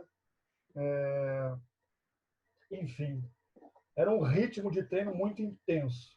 Eu lembro disso. E, Cassiano, aí são duas perguntas, na verdade. né? Para você falar um pouquinho mais, você já até comentou ali, mas como que eram a sua estratégia de prova ali para o 200, até para o 400, que você também nadava muito bem, né? E quem que normalmente era os seus parceiros de treino ali na maior parte do tempo, que puxava mais, que dava aquele trabalho de treinar meio junto ali, né? Que sempre estava se puxando com você. São essas Sim, duas aí. teve uma época que o Pinheiros ele tinha uma turma de costas muito forte. E eu fui um cara que, como eu nadava costas também, né? Eu, e por ser um clube grande, a gente tem sempre que nadar 5 provas para fazer pontuação para o clube. Então eu nadava sempre 200, 400 livre, 200 costas, 400 medley e mais uma. Depende da configuração da competição, porque eles sempre mudavam, né? Então ou nadava sem costas, ou nadava sem livre, ou nadava 200 medley, ou 800 livre, depende da configuração. Mas essas 4 eram sempre. No treinamento, no Costas, como eu falei, a equipe era grande. Teve um paulista absoluto que a gente pegou do primeiro ao sétimo do Pinheiros. Ou seja, era uma guerra o Costas. E a minha estratégia de treino era 75% do treino de cal, 20%, 25% do Costas. Então, na hora que eu dava uma cansada, eu mudava para o Costas e aí tinha os caras para puxar de costas. Então, eu não deixava cair também. Então, eu sempre tive essa motivação de forçar no Costas e mudar um pouco aquele cansaço do crawl, né? Que tinha uns músculos um pouco diferentes e, ao mesmo tempo, rendia o Costas. Aí no crawl, para velocidade, tinha o Cacau, que nem eu falei, mas sempre tinha um ou outro velocista, né? 200 e 400 livre, sempre também, como eu peguei muitas gerações do Pinheiros, né? Porque sempre ser o mais velho, o Sérgio Onha Marques era um cara que dava trabalho no crawl, o francês, né, Eduardo Chiesari, era um cara que sempre queria treinar no meu pé, então era um cara que sempre me puxava também. Então foram uns vários, o Stefan Batista, cara muito forte também, que nadava 200, 400, média, nadava muita coisa. Né? Alguns amigos de seleção, Oscar Godoy no peito, por mais que seja peito, é um cara que se matava no treino, então você também se matava com o cara, né, com o teammate ali, né, de clube. O Javier Golovchenko, que era do Uruguai, nadava borboleta pelo Pinheiros, também nadava muito, né? Então esses eram os meus companheiros de clube. Naquela época, o 200 livre não era tão uma prova de velocidade como é hoje, né? Era meio fundo mesmo. Então a minha estratégia de 200 e 400 era relativamente igual. Na competição, que eu estava sempre muito bem, eu sempre passava o primeiro 100 fácil. Era sempre mais tranquilo. No 200 era um 50 acelerado. No 400 era o 100 bem tranquilo, sendo que o segundo 50 dava uma crescidinha. Que o segundo 50 é que dá o ritmo para o 400. Então eu fazia isso, então eu crescia um pouco depois da virada, no 200, depois do 100 eu dava uma crescida, e no último 100 metia aquela perna 6 tempos e dava o máximo, e no 400 ia um crescente, né? Crescia depois da virada, no 200 dava uma crescida também, último 100 dava uma crescidinha, mas no último 50 perna de 6 tempos até o final. Então sempre foram essa a minha estratégia, eu sempre quase que dobrava a prova, né? Então para nadar para 1,52, eu passei com 55 e voltei com 56. Então eu Não, passava muito tranquilo para 55 e voltava muito forte para 56. Então era uma estratégia quase que dobrar a prova. sim, sim, e funciona bem. Essa é a pegada do alto nível mesmo. E ali, ainda falando de treino, você era da geração ali do Gustavo, vocês são amigos, né? Então, vocês faziam treinos juntos também? Como que era quando tinha essa oportunidade de treinar junto? Como que era treinar com ele? Fala um Então, pouquinho. O Gustavo veio para o Pinheiros em 89. E já em 90, ele foi para os Estados Unidos. Então a gente não chegou a treinar muita coisa junto, né? Porque no começo ele treinava com a gente, mas ele não era tão resistente, ele não tinha uma resistência muito boa. Tanto que ele melhorou muito no 200, porque ele treinou com o grupo, né? Depois ele foi para os Estados Unidos, então a gente só se via próximo às competições principais. E aí ele vinha com o treino dele. Algumas a gente fazia alguma outra série junto, né? Mas série de 100 não tinha nem como acompanhar. De 200 e 400 ele vinha acompanhando também, né? Então eram boas séries, sim. Mas, como eu falei, poucas oportunidades de treinar junto, assim, né? E a gente acabou falando da classificação ali para 96, mas não falamos das Olimpíadas, né? Conta como que foi, enfim, realizar esse sonho de estar na Olimpíada, tanto na parte da prova, né, que você nadou ali o 4x200, como o restante, né, que acho que a Olimpíada, todo mundo que passou aqui pelo Swincast foi olímpico, falam da magia que é Vila Olímpica, assistir as Pois é. coisas, como é que foi? Então, eu acho que eu lembro muito bem de quando eu classifiquei para a Olimpíada, a primeira coisa que eu pensei é assim, não posso me machucar. Então, Cassiano, vai ter uma homenagem para você lá no interior, na Lance, vai receber a chave da cidade. Não vou, não vou, porque tem a viagem, tem os meus amigos jogar bola, vai ter a festa, não vou, eu tenho que descansar. Vai ter vamos jogar baralho? Não vou jogar baralho, vai que meu antebraço dói. Vamos tomar um refrigerante? Não tomo refrigerante antes da Olimpíada. Eu passei um mês numa tensão, né? Foi um mês e meio, assim, numa tensão que eu não podia fazer nada. Ir para a faculdade, eu ia de ônibus, quer dizer, eu ia de carro. Mas, nossa, eu tomava um cuidado no trânsito, eu não podia me machucar de jeito nenhum, né? Eu era bem Caxias nesse quesito. Mas daí a gente teve um tempo, né, 2 semanas antes de ir para a Vila, quase um mês antes da Olimpíada, a gente foi para os Estados Unidos. Fomos treinar em Memphis, passamos acho que 10, 14 dias lá treinando. E é uma mordomia, né? A seleção. A gente, quando foi treinar nos Estados Unidos, você sabe como é que é o esquema dos Estados Unidos. O almoço para os Estados Unidos não é tão importante. A gente estava treinando numa piscina da universidade e dormindo nos dormitórios da universidade. Quando a gente foi almoçar o primeiro dia, tinha lá hambúrguer, pão, sabe? Tinha essas comidas de americano de hora do almoço, coisa rápida. E aí todo mundo falou, não dá para comer isso, né? E aí falou assim, beleza, pessoal, então é o seguinte, vocês vão escolher o que vocês querem e nós vamos distribuir nos seus quartos. Cara, então a gente fazia lista e tinha um lugar para deixar a lista, o que você quiser. Pô, então era uma mordomia animal, tinha massagista o dia inteiro, uma atenção absurda. Então a gente, nessa seleção, só teve uma mulher, que foi a Gabriele Rose. A Gabriele, ela era uma americana brasileira, né? Filha de mãe brasileira e pai americano. E o pai tinha uma mega empresa lá. Então ele era amigo pessoal, né, do prefeito. E aí a gente foi na prefeitura, a gente tinha uma moral na cidade, tipo, quando vocês quiserem ir no cinema, tá liberado. Quando vocês quiserem não sei o quê, tá liberado. Então era tudo liberado pra gente, né? É lógico que eu lembro que muito bem também que lá em Memphis foi a reestreia do Kiss com as fantasias, né? Porque eles passaram um tempo sem as fantasias dele, né? E aí ia ter o show na pirâmide de Memphis. Aí não deixaram a gente ir. Falaram, não, vocês vão ficar malucos lá. Show de rock, vocês não vão de jeito nenhum. A gente acabou não indo. E aí chegar na Olimpíada Pan-Americano foi sensacional, né? Vila Olímpica, aquele negócio gigante. A Vila Olímpica que eu tinha ido era a Vila Pan-Americana, que não era um negócio muito grande, né? Não era muita gente. Na Olimpíada era gigante. Uniforme para a Olimpíada, foi sensacional, era top dos tops. Eu lembro muito bem que cheguei no primeiro dia, o prédio do Brasil era o mais longe assim do refeitório. A gente atravessava uma avenida por cima, andando por uma passarela, e depois tinha o ponto do bondinho, né, que era um trenzinho que você pegava para andar pela vila. Então a gente esperava o trenzinho, pegava o trenzinho e ia para o refeitório. Para entrar no refeitório, eu fui o primeiro a entrar assim, fui abrir a porta e tinha uma menina saindo. Por educação, eu abri a porta e ela me agradeceu. E era a Mônica Seles, que era a número 1 do tênis do mundo.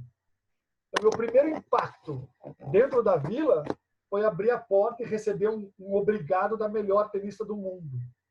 E aí você olhava para todos os lados, só tinha os seus ídolos, né? Atletismo, da natação, só tinha os caras mais ferrados do mundo. Né? Por mais que eu tivesse participado do Mundial, lá estava todo mundo, né? Popov da vida, enfim. E aí, o esquema de Vila Olímpica, imagina, lá nos Estados Unidos era o centenário da Olimpíada. Imagina o esquema que estava. Né? Então, você tinha, por exemplo, lá em Atlanta, é a sede mundial da Coca-Cola. Então, o nosso crachá tinha uma nota da Coca-Cola que você enfiava nas máquinas, a nota entrava e saía e você escolhia o que você quisesse. Porque tinha lei de Coca-Cola, Fanta, etc, etc, tinha Gatorade. Tudo quanto é... Não era Gatorade, era Powerade, que é a marca da Coca-Cola. Em tudo quanto é lugar, tudo liberado. Dentro da vila tinha uns 4 McDonald's. E como o nosso prédio era o mais afastado, do lado do prédio tinha um McDonald's 24 horas. É lógico, né, que a gente naquela época, até nadar, a gente não comia McDonald's, né? Eventualmente, pega uma salada, pega um nuggets, pega um suco, né? Então até nadar não abusei de nada. E refeitório também é uma coisa maravilhosa, né? Vários tipos de comida do mundo inteiro. Eu lembro que as comidas não são muito temperadas, porque os temperos são diferentes em cada país, então você temperava como você quer. Eu lembro que a gente comia muito próximo à Itália, porque tinha as macarronadas, né? E a gente gostava do molho da Itália, então a gente comia muito lá. Só que na natação foram 7 dias de competição. E eu nadei só no segundo. Ou seja, eu nadei no segundo dia e estava de férias. Dentro das Olimpíadas com crachá de olímpico. Agora, imagine você passeando nas Olimpíadas com crachá de olímpico. A gente tinha ticket de metrô de graça, então seria para qualquer lugar. Então eu virei o shot guy da galera. Todo mundo que ia nadar, os técnicos, ó, Cassiano, tenta achar isso e isso para mim, eu ia embora, né?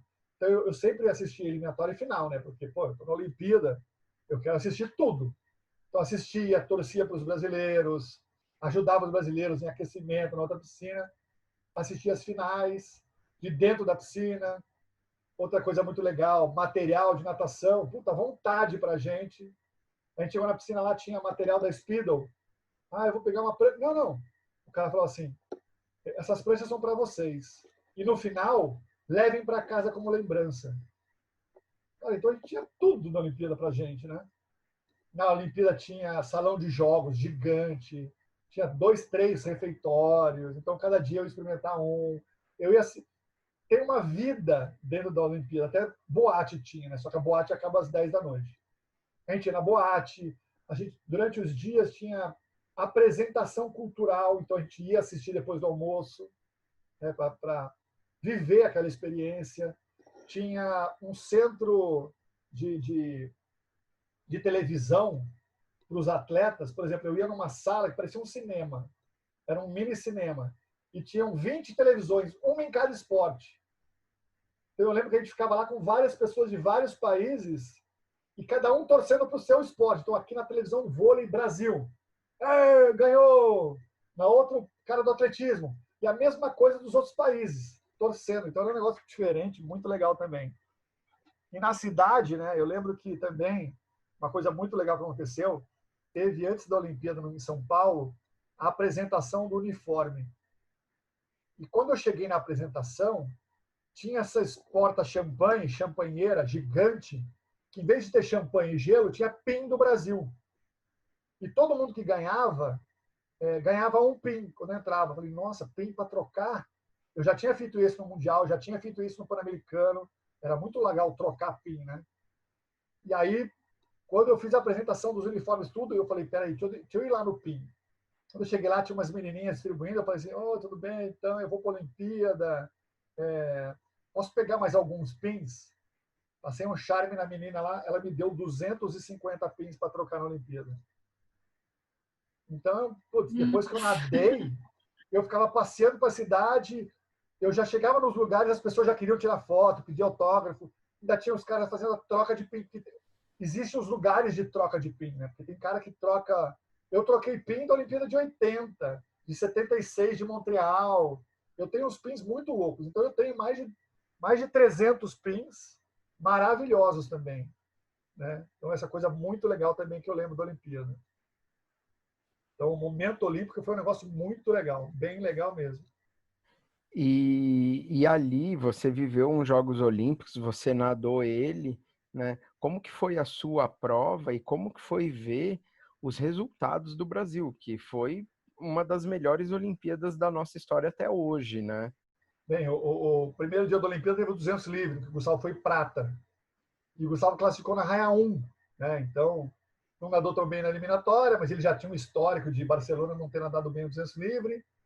Mas ele era bem cotado, porque ele tinha nadado super bem o Pan-Americano anterior, do ano anterior. Daí na final ele foi lá e surpreendeu na raia 1 de prata. Então tá tudo muito, muito animado. E no segundo dia foi o 200 livre, o 4 por 200. Só que o Gustavo tinha o 100 livre, o 4 por 200 não tinha muita chance, né? No máximo, com o Gustavo a gente pegava uma final. Então o Gustavo não nadou. Então a gente foi para 4 por 200 sem o Gustavo Borges, sem o melhor do time. Ele tinha um 48 e depois era eu com 52. Né? Então foi eu, Luiz Lima, André Teixeira e o Fernando Saez. Então a gente foi, nadou super bem, os tempos foram bons, mas a gente ficou em 10º. Então a gente não pegou final. Por pouco, mas não pegamos final. E eu lembro que a diferença de nadar numa Olimpíada, putz, primeiro, né? As raias eram aquele tipo grossa, né? Que tem hoje a Mirta, tem o Pinheiros, tem a de 50, é muito grossa. Era o dobro das normais. Então isso já foi impactante, né? Porque você aquece na piscina, mas eu nem tinha reparado nisso. E eu abri o revezamento, que eu sempre abri bem, né? E no revezamento do Pinheiros, ou de seleção, era sempre eu abrindo e o Gustavo fechando. Eu já tinha essa experiência de abertura e não ficava muito nervoso. Então eu sempre abri revezamento. Então eu lembro que eu fiz um tempo muito próximo. Acho que eu não melhorei, mas foi muito próximo do meu melhor. E só nadei uma vez. Eu queria ter nadado mais até, né? Mas foi uma experiência bem bacana. A arquibancada da Olimpíada tinha 10 mil pessoas. E é lotada a eliminatória e final. Não tem esse negócio de mais vazio na eliminatória e final cheio. É lotado o tempo inteiro. Como foi aqui no Brasil. Então é uma experiência espetacular, né, nadar. Fora que a imprensa sempre fica em cima, toda hora, os países, não fiquei até amigo dos jornalistas, né, porque nos outros dias eu estava lá dentro, sem compromisso, assim, né, até os jornalistas falavam, Cassiano, pega essa informação assim, assado, como é que está isso? Eu era meio informante, assim, dos jornalistas. Então, outra coisa bem interessante, bem bacana. E como que foi esse posterior, esse pós-olímpico ali? Era muito glamour, foi difícil, né? Como que Então, foi a antes disso, retomada? Danilo, antes Ah, disso, você lembra que nessa Olimpíada teve a bomba, né? No Centennial Park. E essa bomba que matou, acho que uma pessoa, duas pessoas, acho que uma só, foi no último dia da natação. Ou seja, todos os nadadores estavam na rua. Só que tinha um bairro de boates. E a maioria dos nadadores estavam no bairro de boate. Mas eu tinha, alguns da natação foram para o Centennial Park mais cedo, porque no Centennial Park tinha um lugar para atletas, que era fechado e tinha comida e bebida. E essa bomba explodiu onde estava o público, né? Numa base de uma torre de TV. O pessoal ficava filmando de cima os shows. Então não pegou nenhum atleta. Mas eu lembro de eu estar nas boates com vários da natação e, de repente, as pessoas começaram a assistir TV dentro das boates e no telão de fora. Eu falei, nossa, mas eles estão assistindo jornal. Esses americanos são tudo louco. Bando de maluco, né? E aí eu falei, não, espera aí, o que esses caras estão assistindo? De repente, eu lembro que eu estava com o Romero e mais alguém. E ele falou, gente, isso acabou de explodir uma bomba em Atlanta, lá no Centennial Park. Falei, caramba! Aí o Romero falou assim, temos que voltar para a vila agora. Puta, e aí a cidade estava fechada, os táxis não queriam ir para lá, a gente conseguiu um táxi, estava todo mundo querendo ir embora, né, porque corria o risco de explodir outras bombas. E aí a gente conseguiu pegar um táxi, a gente falou assim, a gente quer ir para a vila. Daí o taxista falou assim, não dá para ir para a vila, tá tudo fechado, tem um perímetro bem gigante. Eu falei assim, mas a gente está no pé do Brasil, que é lá na Avenida tal. Nessa avenida dá para chegar assim. Daí a gente chegou, deu uma volta por trás, entramos no portão do Brasil, conseguimos entrar e entramos no prédio. Foi aquele alívio, mas era tipo, liga para casa urgente para avisar. Eu acho que tinha até as conexões de telefone não estavam funcionando. Então, já fomos para o prédio do Brasil, que tinha conexão com a Globo, e aí eles filmaram, tá todo mundo bem, tá todo mundo bem. Então teve esse susto. E no dia seguinte, ia ter a entrevista da Globo. A gente ia visitar a Globo, ia visitar a Casa Brasil. E não deixaram. Todos os atletas foram proibidos de sair da vila. E no segundo dia a gente ia embora. Então, quem acabou até o último dia não pôde aproveitar a Atlanta. Por exemplo, o Romero. O Romero nadou o último dia. Então, ele não aproveitou nada. Não foi a shopping, não fez compras, não aproveitou nada. Então, isso também foi um negócio marcante. Então, tá 1 bilhão de policial a mais na Vila Olímpica.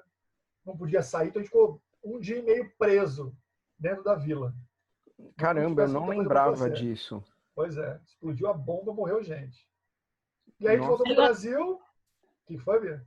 Não, é só falar que saiu recentemente um filme do Clint Eastwood que fala disso, né? De como que foi. É legal ouvir seu relato aí de como que foi viver na pele como nadador, né? Porque realmente na hora ninguém sabia se tinha mais, né? Então, putz, tenso Exatamente. mesmo. Mas pode falar. Foi super tenso mesmo. A gente voltou pro Brasil e aquela super festa, né?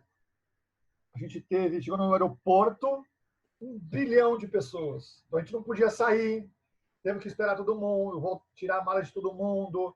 A gente saiu no corredor polonês. Tipo assim, eu falei, quer saber de uma coisa? Eu vou sair atrás do Gustavo, na frente do Gustavo, que daí eles chamam a atenção e a gente fica mais tranquilo. Então, tanto que ninguém foi me pegar no aeroporto, porque a gente ia do aeroporto, a gente foi para um hotel, né? Já era a primeira coletiva. Ou para o Pinheiros até foi a coletiva. Que a gente chegou em São Paulo primeiro. E aí a gente chegou em São Paulo, teve a coletiva e depois, no final da tarde, foi que a gente conseguiu ir almoçar. Eu lembro até que o assim, Cassiano, fala um lugar para a gente almoçar. Falei, vamos para a churrascaria. A melhor churrascaria de São Paulo. Beleza, vamos para lá. Chegamos lá, tava tipo assim, não tinha ninguém, ia começar o jantar. Ó, mesa para 30, né? Só tinha 10 nadadores, mas para 30, né? Sabe como é que é, né? Vai tudo quanto é dirigente. A gente comeu super bem, depois no outro dia o pessoal foi para Brasília, e eu preferi não, gente, eu tenho prova na faculdade, eu tenho que voltar a estudar, não dá para ir para Brasília. Então acabei não indo para Brasília. Mas teve muita comemoração, várias homenagens do clube, da Federação Paulista, da própria CBDA. Na faculdade também foi bem legal, o pessoal me recepcionou muito bem. No clube foi bem legal, homenagem do clube. E depois disso, eu comecei a trabalhar com o Gustavo, porque ele morava nos Estados Unidos e ele fez uma revista, contava a história dele, e foi comercializado no Brasil. E os pais dele moravam no interior. Eu falei, Cassiano, eu preciso que você me ajude a distribuir isso e também comece a organizar as clínicas do Brasil, porque eu vou para o Brasil período em período, e aí eu vou para as clínicas e você vai junto comigo. Então eu fui a várias clínicas no Brasil com o Gustavo, então Brasília, Manaus, Fortaleza, Recife, várias cidades no Brasil fazendo clínica, né? Então, nossa, e aí com o Gustavo era aquela festa, né? Então foram viagens, conheci o Brasil inteiro também. Eu lembro que também foi para Manaus, ficamos num mega hotel ali do lado do Rio Negro. Depois no outro, eles fizeram uma competição no Rio Negro com 3 balsas com a praia. Então, eles tinham a praia, 2 balsas perpendiculares à praia e uma paralela, e montaram raias. Então a gente teve um festival de natação no Rio Negro. E era tanta gente, que eles nos pegaram no hotel de barco, deu uma volta por trás das balsas e subimos pelas balsas de barco. A gente nem pisou na areia. A gente foi lá, falamos um pouco, o Gustavo falou, fizemos uma demonstração e já saímos de barco. Fomos embora de barco. E nesse dia a gente foi visitar aqueles Hotel Selva, que é muito legal também. Então foram experiências muito bacanas pós-Olimpíada que foram bem legais mesmo. E como que foi ali aí depois dessa parte que foi glamour e várias experiências e comemorações, e como que foi a sua retomada para treinar mesmo? Teve uma meio que ressaca, né? Pós-Olimpíada, já era meio que tradicional isso aí, então teve as crenças do Gustavo. Eu estava num ano que eu me formei no final de 96, então eu tive que recuperar trabalho de final de curso. Ainda teve um detalhe nisso, né, que o meu grupo era eu e mais 3. Um deles, quem idealizou uma mega store de esporte, na época que não existia Declathlon, não existia nada, era um cara que era bem rico em São Paulo, o pai dele era dono de uma mega empresa, e ele estava querendo construir uma mega store de esportes, em 96. Falei, Cassiano, você vai trabalhar comigo, cara, você é olímpico, você conhece muito de esporte. E esse cara, ele foi assassinado num assalto, um mês antes. Puta, então eu perdi um amigo, perdi o cara que era do meu grupo, então foi uma época meio turbulenta, assim, final do ano de 96. Mas me formei, e aí em 97 já tinha outros objetivos, já teve um outro mundial, 97 foi na Suécia. Puta, então conhecer Suécia, outra coisa muito legal. E aí continuou, né? Voltei para natação, como eu tinha ido para a Olimpíada, o esquema de pontuação, eu estava com pontuação máxima do Pinheiros, eu que mais ganhava no Pinheiros, eu tinha patrocínio, então eu resolvi continuar nadando, aí foi meio que profissional. Né? Passei em 97, aí em 98 eu comecei a diminuir um pouco a natação, tipo, acho que eu vou meio que quase parando, né? Já no segundo semestre de 98 já não estava dobrando, estava meio que trabalhando, fazia uma parceria com produtos de natação. Só que em 99 veio aquela história de Flamengo e Vasco. Investiram muito no esporte olímpico. E aí eu fui para o Flamengo, fui morar no Rio. Saí do Pinheiros, era uma coisa inesperada, mas no Pinheiros, no Flamengo, eu tive a oportunidade de voltar, aí sim, ser profissional da natação. Tanto que, quando eu recebi a proposta do Flamengo, a primeira coisa que eu fiz foi conversar com o Alberto e foi conversar com o presidente do Pinheiros. Só me ofereceram tanto para ir para o Flamengo. Cassiano, como você falou, você estava quase parando, é a oportunidade da vida que você tem. Não temos mágoa nenhum, cara, vai ser feliz. Então eu fui para o Flamengo, nadei mais 3 anos, competindo pelo Flamengo, peguei mais um Pan-Americano, nadei mais 2 mundiais pelo Flamengo, 99 e 2001.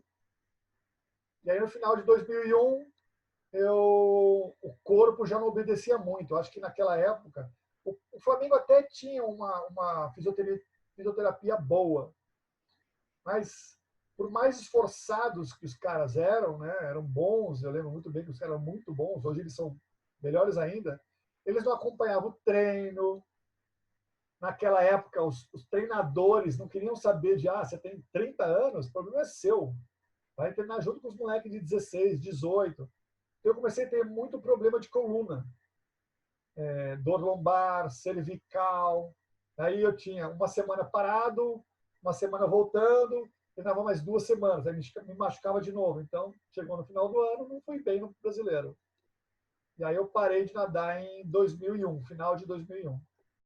E como que foi essa decisão de parar definitivamente? Você veio se preparando? Foi algo mais tranquilo ou você sentiu muito falta assim na hora que aconteceu? Não, foi tranquilo, porque como eu falei, eu estava começando a me machucar, então não estava fazendo bem para mim. Eu falei, tá na hora de eu procurar outra coisa, né? Então eu me preparei bem, não fiz nenhuma despedida, nadei um brasileiro que eu nem nadei tão bem, então meio que decidi parar de nadar. E foi bem na época que o Flamengo e o Vasco entraram em crise financeira. Na mesma época, os dois pararam de pagar os atletas. Eu, quando parei de nadar, eu tinha 6 meses de salário atrasado.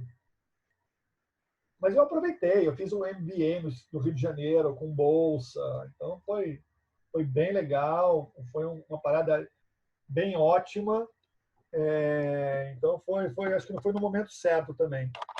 Legal. Só uma coisa aqui, uma curiosidade que surgiu, do PAN de 99, queria que você contasse um pouquinho de como que foi a parte, fora a natação, da disputa do Brasil com a Argentina, que eu li também no Epicurus, que parece que você acompanhou bastante ali, foi no basquete. Como que foi esse PAN? Brasil e Estados Unidos, final do basquete. Mas então, o PAN de 99, eu não classifiquei para o 4x200, eu fiquei em quinto. Mas eu classifiquei para o 400 livre e classifiquei para o 200 costas. Então, eu peguei final B de 200 costas, eu peguei final A de 400 livre, e eu nadei eliminatória. Eu ia nadar eliminatória, eu era reserva do 4x200. eu ia nadar eliminatória, mas na hora só tinham 8 equipes. Então eu acabei não nadando eliminatória, mas eu ganhei medalha, porque eu era reserva oficial. E aí o Brasil foi prata, eu também ganhei uma medalha de prata, né? E aí a gente ficou um tempo após, ficou uns 2, 3 dias mais no PAN. E lá no PAN eu também fui assistir vários esportes. Fui assistir vôlei feminino, vôlei masculino, basquete, só alguns esportes que eram mais longes, que eu não queria sair muito, né? Me afastar muito, porque a diferença social em Cuba, então você saía na rua, eles pediam sabonete. Você não pode me conseguir sabonete, shampoo. Eles pediam coisas básicas, isso assustava um pouco, né? Então a recomendação é que a gente não saísse muito à rua, nem levasse nada de valor. Então a gente não saía muito em Cuba, ficava mais na vila e nas competições próximas, pegava uma carona de ônibus com o pessoal, então fui assistir algumas partidas. E aí teve a final do basquete, Brasil e Estados Unidos. E aí eu lembro que foi uma galera da natação, eu, Massura, Gustavo Borges, Romero, Teófilo, com o pessoal da natação. E a gente com um crachá de atleta, a gente ficou do lado da quadra. E aí os Estados Unidos saiu na frente e o Brasil foi pegando e virou antes do primeiro tempo. E a gente começou a incendiar o jogo. Como não tinha muito brasileiro lá, a torcida brasileira era a gente. E a gente começou a provocar os americanos, falar em inglês, provocando os americanos. Tanto que no intervalo de tempo, os americanos quiseram vir para cima da gente. Daí veio a polícia separar e tudo, né? E os brasileiros adorando, vieram falar com a gente na volta do segundo tempo, é isso aí, dá força pra gente, precisamos do seu apoio, tá muito legal, né? Então, putz, a gente inflamou mais ainda. E, no final das contas, o Brasil ganhou dos Estados Unidos na final, como campeão pan-americano do basquete. E aí, no final, até quando foi acabar o jogo, eles colocaram uns 20 policiais na nossa frente para a gente não invadir a quadra, porque a gente ia invadir. Tem dúvida que a gente ia invadir, ia dar problema com os americanos, né? Então, eles seguraram a gente. Depois de um tempo, depois do pódio, liberaram, a gente entrou na quadra para fazer festa. Então, foi uma coisa bem bacana. E a gente ficou só na vila, né? Não tinha para onde ir no Pan-Americano, não tinha como sair da vila. Então, a festa da vila, no Pan de Cuba, a gente ficou no final. Então, a gente pegou toda a festa, pegamos o encerramento. Então, foi um negócio diferente também. A gente sempre ia. Na Olimpíada, a gente foi na abertura. E nadador não vai em abertura, não vai na cerimônia de abertura porque cansa muito as pernas, né? O nadador sofre muito com isso. Então, a gente nunca participou. Um dia depois começava a natação. Então, a gente não participou da abertura. E no PAN de Cuba a gente foi, no PAN da Argentina a gente foi também. Então, foram experiências diferentes que foi muito legal. Que legal, legal. A gente vai passar aqui já para a parte da sua carreira após encerrar na natação competitiva, mas me surgiu uma outra coisa aqui antes. Você, como um cara que adora esporte, que nadou 200 livre, quem foi o cara que você mais gostava de nadar 200 livre, assim, até hoje? Que a gente tem Ian Thorpe, a gente tem Michael Phelps, a gente tem o próprio Gustavo Borges, o Paul Biederman. Quem que é o cara que você achava mais legal de ver? Você sabe que eu não tenho muito essa de ídolo assim, né? Eu gostava mais dos caras de costas do que do 200, 400 livre. É lógico, né? Eu nadei com o Ian Thorpe, nadei com o outro lá de 400 e 1.500, o Graham Hackett. Eu nadei o Mundial de 2001, a eliminatória do lado do Graham Hackett. E eu não estava tão bem em 2001, e o cara me abriu quase 25 metros. Eu falei, nossa, o cara é um avião, né? Aquela roupa inteira deles, era um avião. Eu admirava muito eles.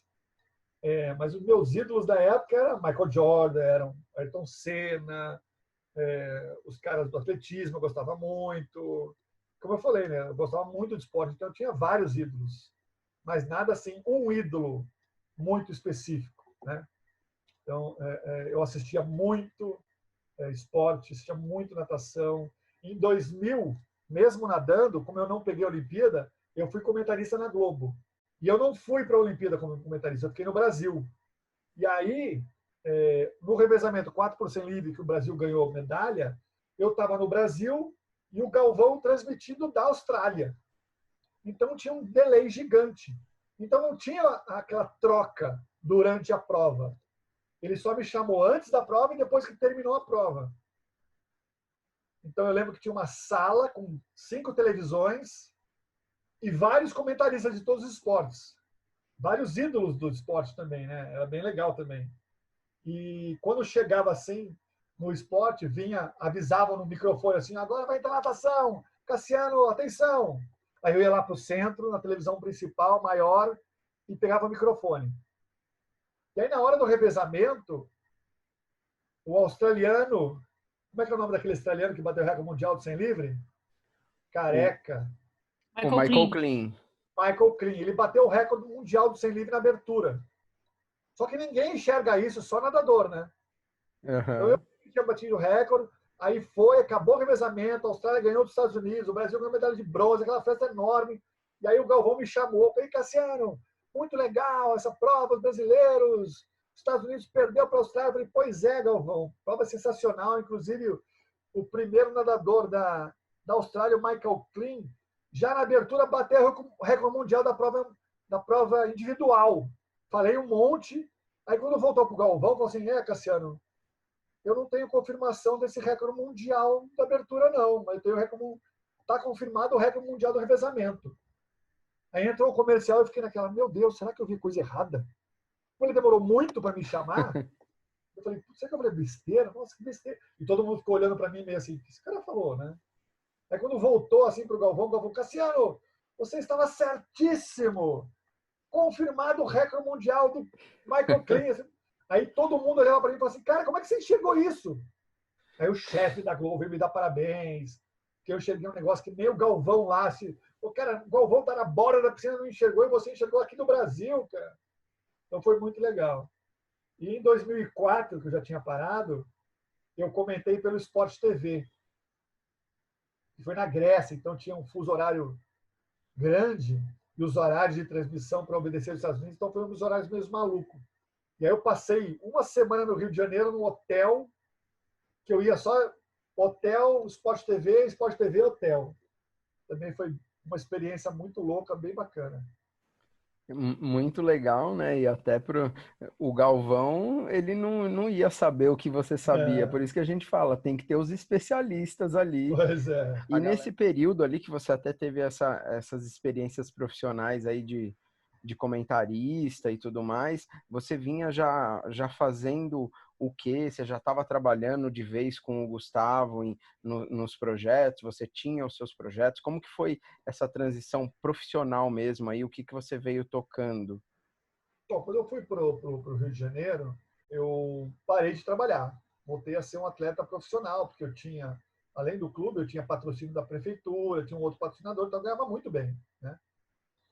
E eu casei no Rio, né? Fui casado com a Glenda Kozlovski, tive um filho com ela. O meu filho é da Glenda Kozlovski. Então ela trabalhava na Globo, então eu estava sempre por dentro da Globo. É o Eduardo, né? É o Eduardo, exatamente. 14 anos, ele é 2006? 2005, vai fazer 15 agora em setembro. Legal. E aí, quando eu parei de nadar, eu falei, agora eu vou trabalhar, né? Vou procurar alguma coisa. E aí eu comecei a ver algumas coisas bacanas e eu tinha feito um MBA na GV, lá do Rio, de administração esportiva, então fui por esse lado. E aí na internet, eu achei uma empresa de marketing esportivo. E aí eu mandei um e-mail, gostaria de mandar meu currículo. E o cara me ligou em 5 minutos. Eu falei, Cassiano Leal? Sério que você está interessado? Caramba, cara, eu fui nadador. O dono da empresa tinha sido nadador. Não, vem cá, você vai trabalhar comigo, pelo amor de Deus. Aí eu fui lá, trabalhei um ano com ele, até que em 2003, final de 2002, a Glenda recebeu uma proposta para ir para São Paulo, para apresentar o Globo Esporte São Paulo. Eu falei, vamos voltar para São Paulo, né? Beleza. E quando eu voltei, o Gustavo me chamou para ser sócio da academia. Eu falei, Cassiano, já temos uma academia em Curitiba, e como você está em São Paulo agora, vamos construir uma academia em São Paulo e você vai ser o gerente. E aí eu voltei a trabalhar com o Gustavo e fui sou sócio da academia e fui gerente dos primeiros 5 anos de Academia Gustavo Borges, lá em São Paulo, ali no Morumbi. Tem uma curiosidade que a gente tem até conversado bastante, tido bastante contato agora nesse período que a gente está vivendo, né? De você ter voltado a estudar educação física, parte de conhecimento como treinador tal. Queria que você falasse um pouco dessas coisas. Então, né, eu fiquei na Gustavo Borges Morumbi 5 anos como gerente. Depois a Glenda voltou para o Rio de Janeiro, então eu fui para o Rio de Janeiro. Aí eu saí da Gustavo Borges, deixei de ser gerente, mas em meio ano eu me separei, acabei me separando, vim para São Paulo e acabei indo para Curitiba. Em Curitiba eu fui gerente da unidade Gustavo Borges de lá por 3 anos. Eu fui programado para ficar 2, mas fiquei 3. E aí no final do terceiro ano minha mãe estava com câncer. Então ela estava meio debilitada. E o meu irmão, um morava na Costa Rica e o outro morava nos Estados Unidos, mora até hoje, inclusive. E aí eu vim, fiquei morando com a minha mãe e eu vim trabalhar na metodologia também com o Gustavo. E aí eu fiquei 8 anos na metodologia. Em final de 2012 foi quando minha mãe faleceu. E quando ela faleceu, meu pai veio morar comigo. Meu pai, que tinha separado da minha mãe faz muito tempo, ele falou assim: eu quero voltar para casa. Ele se separou também da mulher dele e veio morar comigo. E aí meu pai também começou a ter uns problemas: artrose, artrite, pressão alta, diabetes. Ele não se cuidava, né? E aí eu comecei a namorar a minha atual mulher, que é a Ana Paula Suzana, que foi sul-americana também, que sempre nadou aqui por Campinas, no Tênis Clube de Campinas. Comecei a namorar com ela e vai, volta, vai, volta. Eu vinha para Campinas todo final de semana. Em 2018, acho que foi 18, acho que eu tenho 3 anos agora, 2017. 2017 eu resolvi, falei, putz, meu pai tá muito trabalho em São Paulo, eu viajava muito pela metodologia, então não conseguia dar uma atenção. Uma viagem que eu fiz, ele passou mal em casa, ficou um dia sozinho. Quando eu cheguei, ele estava mal, eu tive que chamar a ambulância, então teve uns sustos assim, né? Uma vez eu fui viajar a trabalho para a Itália, eu fui participar de um treinamento da Piscina Mirta, e meu pai, um dia antes, quebrou o fêmur. A minha sorte é que o meu irmão mais velho já tinha voltado para o Brasil. Então ele deu um suporte para o meu pai. Então foi super complicado. Daí a gente que meio decidiu, falou, quer saber de uma coisa? Vou sair dessa loucura de São Paulo, vou morar em Campinas com a minha mulher e vou levar meu pai junto. Aí eu coloquei meu pai numa casa de saúde próxima, que tem atendimento 24 horas, uma atenção, era perto de casa, visitava ele quase todo dia, comprava todos os remédios dele. A gente alugou um apartamento em São Paulo, então sustentava ele tranquilo. E aí, como eu estava em Campinas, a vida é bem mais tranquila, né? Eu moro a meio quarteirão do clube, então eu vou a hora que eu quero, nadava ou de manhã bem cedo no final do dia. E aí veio essa ideia, né? Falei, pô, quer saber de uma coisa? A vida está mais tranquila aqui em Campinas, eu vou estudar. Então eu resolvi fazer educação física. Estou fazendo educação física, já estou no terceiro ano, me formo no ano que vem. E mesmo em São Paulo, a minha rotina era, antes ou depois de trabalhar na metodologia, eu ir para o Pinheiros nadar com a Gisele. A Gisele Pereira, treinadora master do Pinheiros, e eu fui nadar com ela. E ela, que foi minha companheira de treino durante um tempo, virou minha treinadora. E eu chegava um pouco antes, quando eu ia à tarde, para acompanhar a equipe. Albertinho, Amendoim, né? Os técnicos do Pinheiro sempre foram meus amigos, então eu acompanhava os bambambãs, Cielo nadando, vi o pessoal do peito, o Ari, também muito meu amigo, o Sergião na época também, Tomazini, Vanzella, sempre acompanhei os treinadores lá no Pinheiros. Eu sempre gostei muito dessa parte de bola de piscina também. Nunca pensei em ser nadador. Aí eu comecei a estudar educação física e no clube aqui eu comecei a me aproximar da equipe. A minha mulher ela está no 4º ano como diretora de natação, também usando o amor pelo esporte para contribuir com o clube. E eu, como gestor de academia, de equipamento, de pessoas, também contribuo muito pelo meu conhecimento, né? E pela metodologia, eu viajei sempre o Brasil inteiro, para clubes, academias, então eu gosto muito de estrutura. Então, se você quiser montar uma academia hoje, eu te dou a dica dos melhores produtos, as melhores recomendações para você ter um melhor custo-benefício, melhor rentabilidade para uma academia, para uma escola com piscina, com natação. Então, me especializei nisso. E aí eu tenho me aproximado muito, né?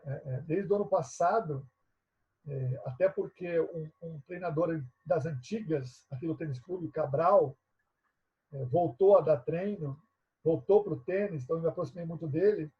E ele falou assim, vamos assistir o congresso lá não sei aonde. Você está todos fazendo educação física, né? Então eu comecei a me aproximar muito dessa parte técnica também. E agora com a pandemia, então, é o que eu mais faço, né? Acompanhar até várias lives de treinadores, fazer curso, congresso. Então eu tenho acompanhado muito, né? E pela proximidade dos técnicos, eu sei um pouco mais dos cursos. Ele fala assim, Cassiano, eu fiz o curso até aqui. Essa parte aqui eu vou passar para você. Então, tipo, a cereja do bolo, eu recebi dos técnicos também. E eu tenho todo o suporte, assim, para eu querer. Por exemplo, o Albertinho, o cara me deu um cronômetro mais top do mundo. Para você eu dou, nem vendo. Né? Então, eu tenho essa abertura, né? Essa amizade com os técnicos. Serjão, cara que foi meu amigo de treinamento, cansei de ir para casa dele lá em Atibaia, da família dele, passar finais de semana. Então, meu amigão é o técnico principal do tênis, né? do Minas Tênis. O Teófilo, meu amigo, diretor da natação. O Chupeta, que é o André Cordeiro, treinador de lá também. Então, vários técnicos. Eu tenho muita facilidade nesse meio, né? Então, ainda não sei o que eu vou fazer. Como eu falei, já estou fazendo estágio, já estou trabalhando aqui em Campinas com o Samir Barel, que é outro super referência aí de travessia, de águas abertas. Então, virou meu amigo aqui também. Inaugurou lá o espaço dele, Samir Barel me convidou para fazer parte de uma mesa redonda de olímpicos na inauguração. E eu falei, puta, Samir, eu vou começar... Estou na educação física, já eu tenho que fazer estágio. Ele disse assim, portas abertas para você faz o que você quiser aqui dentro. Então, ele me abriu as portas para estar lá todos os momentos, para aprender o máximo possível também. E aí, com essas questões de tempo ocioso que a gente está passando agora, eu estou investindo muito nessa parte de treinador, né, de conhecimento, de técnica, de treinamento, junto com a faculdade, porque a faculdade acabamos fazendo IAD, né? Então, todo mundo fazendo faculdade online. E também eu estou investindo na parte de coach, né? Para ser coach de atleta. Trabalhar a parte mental, preparação mental do atleta, pela minha experiência, por todo esse histórico que vocês ouviram de natação, é um lado também que está me atraindo muito. Então, eu tenho feito 2, 3, 5 cursos de coach. Né? Então, vamos ver o que vai acontecer aí, logo depois dessa pandemia. Show, pô, que legal. Samir, nossa, um cara incrível também. Entrevistou ele aqui já. Que legal que você está se dedicando. Que legal que você está se dedicando a isso, né? Muito, muito legal mesmo. E conta pra gente um pouco sobre essa parte da natação master, né? Que você treinou ali com a Gisele no Pinheiros. Muitos atletas curtem o master, né? Eu sou uma delas. Mas os atletas que foram realmente bons, como é o seu caso, é difícil a gente ver eles indo para o master, né? Muitos falam que não aguentam mais nadar, que não querem mais saber. Eu queria que você contasse como que foi, né? Se você curtia, o que você chegou a competir, como é que foi?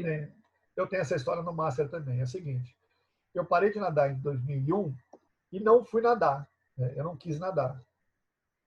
O Flamengo estava numa época super horrível lá de clima, né? Por causa de falta de pagamento. A equipe estava alguns indo embora, os técnicos chateados também. Então eu não nadei. Depois eu fui para São Paulo, gerente de academia, não tem tempo de nadar. Então você faz alguma atividade na academia. Em 2005 nasceu meu filho, o Eduardo. E aí você não tem tempo para nada, você quer dedicar totalmente para ele, né? Eu passei muito tempo me dedicando a ele sem fazer exercício. Eu engordei bastante. Em 2006 eu tive uma hernia de disco. E eu tive uma crise seríssima porque eu fui parar no hospital que eu não conseguia levantar mais. Então eu acabei operando a hernia de disco. E quando eu operei, eu falei assim, agora não dá mais para ficar parado, tem que fazer exercício porque senão eu vou ter outras hernias, né? Então eu fui condenado a praticar exercício. E aí quando eu fui morar em Curitiba, eu estava morando sozinho, longe do meu filho, eu falei, cara, se eu ficar em casa pensando, eu vou ficar louco. Depressão. Então eu fui para o esporte. E lá na Gustavo Borges de Curitiba, eles têm uma equipe que nada a 1h da tarde é o treinamento. Eu falei, pô, perfeito, eu vou para academia de manhã, dou uma malhadinha, começo a trabalhar a manhã toda, na hora do almoço eu treino e depois trabalho o resto do dia. Então eu passava na academia das 6 às 9 da noite. Era a minha vida, era a academia Gustavo Borges lá em Curitiba. Aí eu fiz muita amizade em Curitiba, eu conheci o Guilherme Manocchio, que foi um cara que ganhou o Ironman no Brasil, lá de Fortaleza, foi vice em outros Ironman. O cara é muito bom, o cara é muito ferradão. E um dia ele apareceu na academia e falou assim, eu queria treinar aqui. Eu, pô, que legal, cara, né?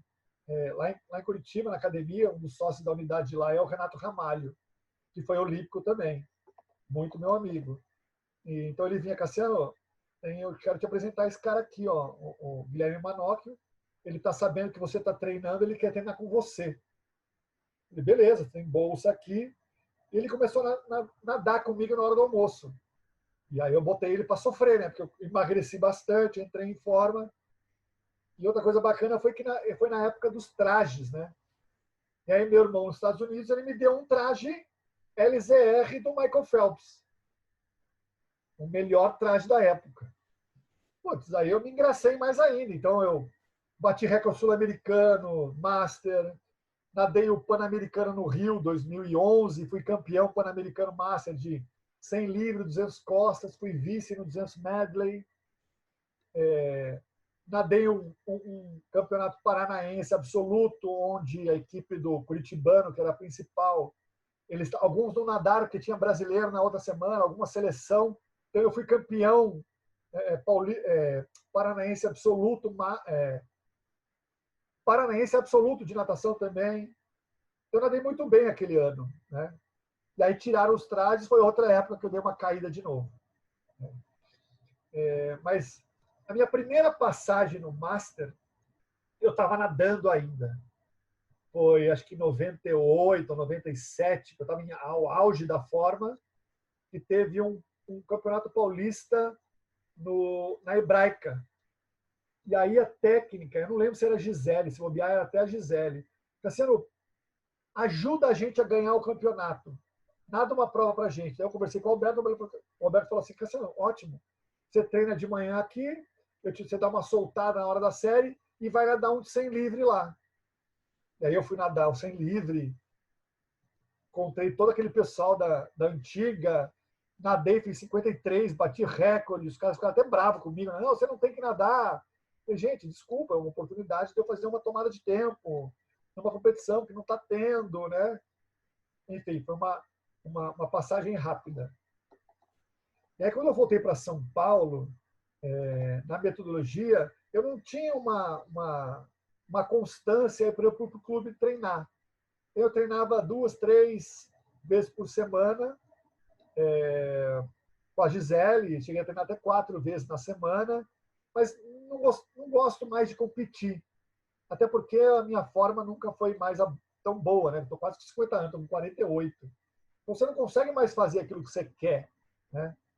Então acho que esse é o principal motivo que os nadadores não voltam a competir Master, porque nós somos muito exigentes com a gente. Então, eu não quero ir numa competição, nadar o 400 livre para 4,40. Eu tenho 3,50 de 400. Piorar 50 segundos é um absurdo. Eu acho isso um absurdo, né? Eu falei, eu só vou competir quando eu estiver magrinho. E como eu sei que eu também nunca mais vou estar em plena forma, eu acabo... Hoje eu compito só para ir ajudar o técnico a pegar tempo, para passear com os amigos. É mais por isso mesmo. Não tenho nenhum objetivo de nadar um sul-americano, mundial. Se eu for, é mais pela viagem. Não é por ganhar medalha, conquistar alguma coisa no Master, não. Não almejo isso, não. Pelo menos por enquanto. Tá certo. Deixa pra gente que não foi para a Olimpíada, pra gente ter pelo menos alguma alegria aqui. Mas Master não tem limitação, né? Não tem índice, né? Vamos todo mundo, né? Tipo isso. Sim, claro. É bem democrático, né? Mas assim, ó, agora que você está estudando mais com afinco aí a educação física, treinamento, essas coisas todas, você vai entender que tudo bem piorar, não tem problema, faz parte. E quando você virar de categoria, que você entrar no 50 a mais, aí você vai ver que vai ser negócio você competir no primeiro e segundo ano da categoria, né? Pois é, eu até brinco, É, né? Que esse ano fui eu que coloquei os vírus aqui no Brasil para eu não precisar competir no último ano. Ano que vem vou mudar de categoria, aí tá liberado. aí você já entra competindo forte, Quem já dá uma sabe, né? Quem focada. sabe? Pois Le- é. Legal. Cassiano, a gente está encaminhando já aqui para o final, mas eu tenho uma pergunta aí profunda para você. O Bora. que mais te marcou durante toda a sua trajetória como atleta? Cara, o que mais foi significativo foi a questão da equipe, da liderança da equipe. Eu sempre estive à frente dos outros nadadores, ao ponto de, quando eles queriam alguma coisa do treino, ou numa recreação, jogar bola, assim, por exemplo, Cassiano, pede você lá. Então, sempre teve essa questão que me marcou bastante. As amizades, os amigos. As minhas maiores amizades são da natação, né? Eu sou muito grato à natação pela saúde que me deu. Em 2015 eu tive um câncer, né? Um câncer de rim, tirei um rim e passei pelo câncer. Foi muito simples, né? Minha família sofreu, minha mulher sofreu, todo mundo sofreu e eu tranquilo. Fui lá, operei, tirei e acabou. Foi um câncer maligno, mas foi tudo bem. Eu acho que a natação me deu essa condição de enfrentar esses problemas muito fortes, né? Acho que em 2012, eu fui andar de bicicleta com o meu irmão, fazer uma trilha, caí, quebrei a clavícula.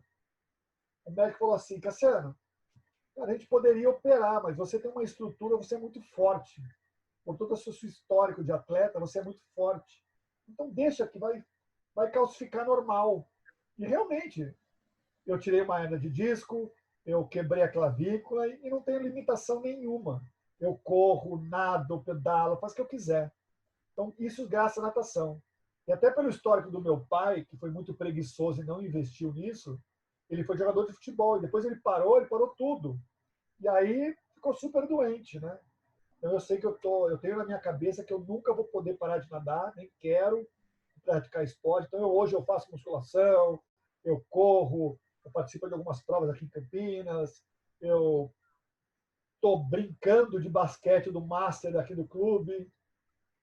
Eu tenho uma facilidade em outros esportes, então o pessoal me chamou, Cassiano, vem participar com a gente de basquete. Então, alguns diretores do clube, então já faço parte do pessoal do basquete Master, do tênis clube.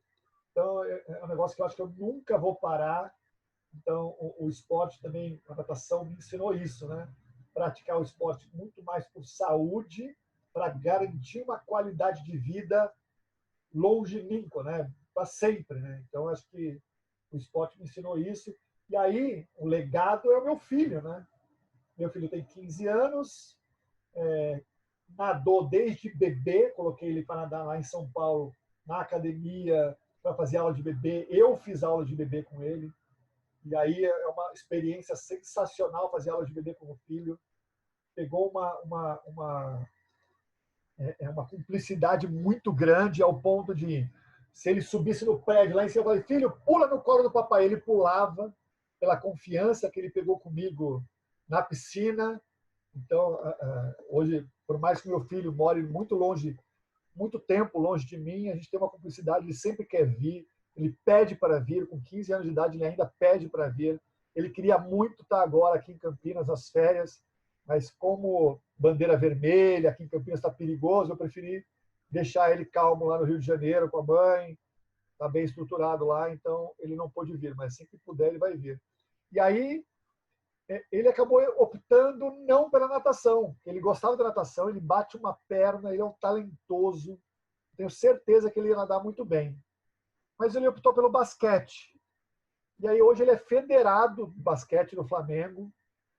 Já tem todos os planos para fazer uma universidade nos Estados Unidos, trilhar um caminho para a NBA, todo animado, e a gente só vai dando suporte, né? O que precisar fazer, eu faço por ele para conseguir esses objetivos, né? Por mais que sejam gigantes, nós vamos dar o suporte para ele até onde ele for, até onde ele quiser ir. Então, aí isso é um legado que o esporte também me deu, que é o meu filho praticando esporte com muita saúde e com muito gosto pelo esporte. Pô, que legal. Até uma recomendação aí, escutei ontem um podcast do Luiz Felipe Prota, né? O cientista do esporte, que é do É, Herbert Simões aí, um baita podcast falando sobre envelhecimento, qualidade de vida, né? Fica aí a recomendação para você que citou isso aí até com você mesmo e para os nossos ouvintes aí, muito legal acompanhar isso aí, esclarecedor também. sim, muito importante isso. Pô, que legal. Cassiano, queria te agradecer muito por ter conversado com a gente, contado tudo. Foi bem legal o papo. Tem E mais uma para finalizar, surpresinha. Tem uma surpresinha. vamos lá. Não sei se vocês pesquisaram. Vocês não foram a fundo na pesquisa, não. Estou brincando. É um negócio que eu não divulgo muito, né? Mas eu acho muito legal. É uma coisa que é uma experiência de vida, que é outra coisa que eu recomendo, né? Eu, quando vim para Campinas, quando eu namorava, eu vinha para Campinas e uma vez eu fui numa festa junina, e era uma festa junina beneficente. E tinha uns palhaços animando. E eu achei aquilo muito legal, né? E, nossa, que legal, o que é isso? Eu fui investigar o que era. E em São Paulo não tinha tempo, não tinha como fazer isso. E aí, quando eu mudei para São Paulo, eu acabei me candidatando e já faz 2 anos que eu sou palhaço de hospital. Sabe esses palhaços que vão ao hospital animar aquelas crianças tristes, aquelas famílias tristes, né? Sim, Que estão passando por um momento de dificuldade. Então, é uma prestação de serviço para uma ONG, como voluntário, que me traz muito retorno, né? Eu vou lá para brincar com as crianças, com os adultos, com os acompanhantes, mas eu tenho um retorno muito maior. Eu me sinto muito bem quando eu saio dessa experiência de ser palhaço de hospital. Então, uma vez a cada 15 dias, em alguns eventos, Dia da Criança, Natal, em algumas escolas, já fui até Papai Noel.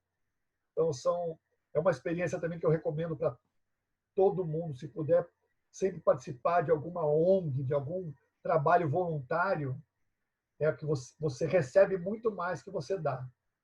Então, é um negócio bem bacana que eu recomendo mesmo.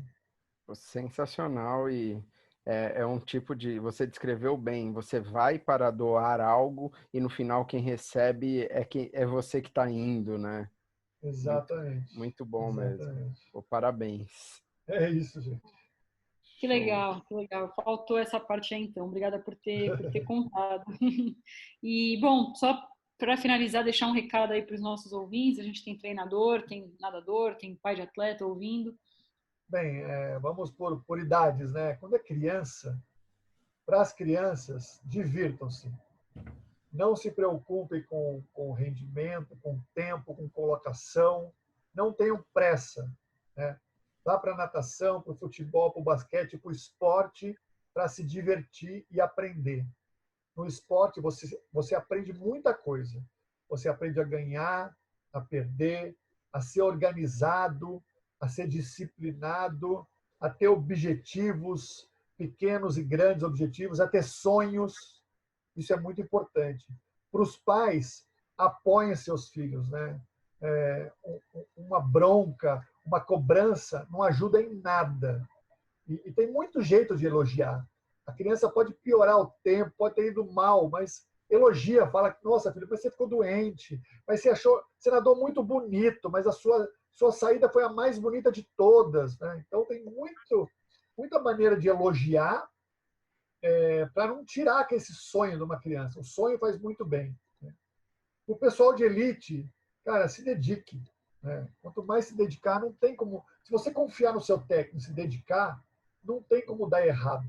Né? O seu objetivo, eu sei que os sonhos de todo mundo é uma Olimpíada, mas de repente a sua Olimpíada pode ser um campeonato paulista, um campeonato brasileiro, uma universidade, um campeonato de faculdade. Tem muita satisfação no esporte que você pode atingir. E para os mais velhos, continue praticando esporte com prazer, para rever os amigos, para cuidar da saúde. Você nunca vai se arrepender. A gente está numa época, né, nessa pandemia, o melhor remédio para a pandemia é o esporte, é a atividade física. Né? Então, é o melhor remédio, a melhor prevenção para qualquer doença é o esporte. Então, mantenha-se mexendo, mantenha-se uma atividade, se alimente bem, beba líquidos, aproveite a vida, aproveita para estar com os amigos. Então, essa é a maior recomendação de vida, família, sempre próximo à família, aos amigos. Isso é tudo muito importante em toda a época de vida da pessoa. Então, esse é o recado que eu tinha a dar para vocês. Agradecer por esse espaço, é um espaço que eu gosto muito. Tenho ouvido de diversos, ouvido da Gisele, ouvido do Samir, ouvido de outros. Isso é muito legal. São sempre experiências de vida que a gente sempre tem alguma coisa para levar como ensinamento para a gente. Então, vale muito a pena. O serviço que vocês estão fazendo é um negócio muito legal. Obrigado, a gente agradece pra caramba e foi uma honra, um prazer, um papo super agradável e divertido e inspirador também.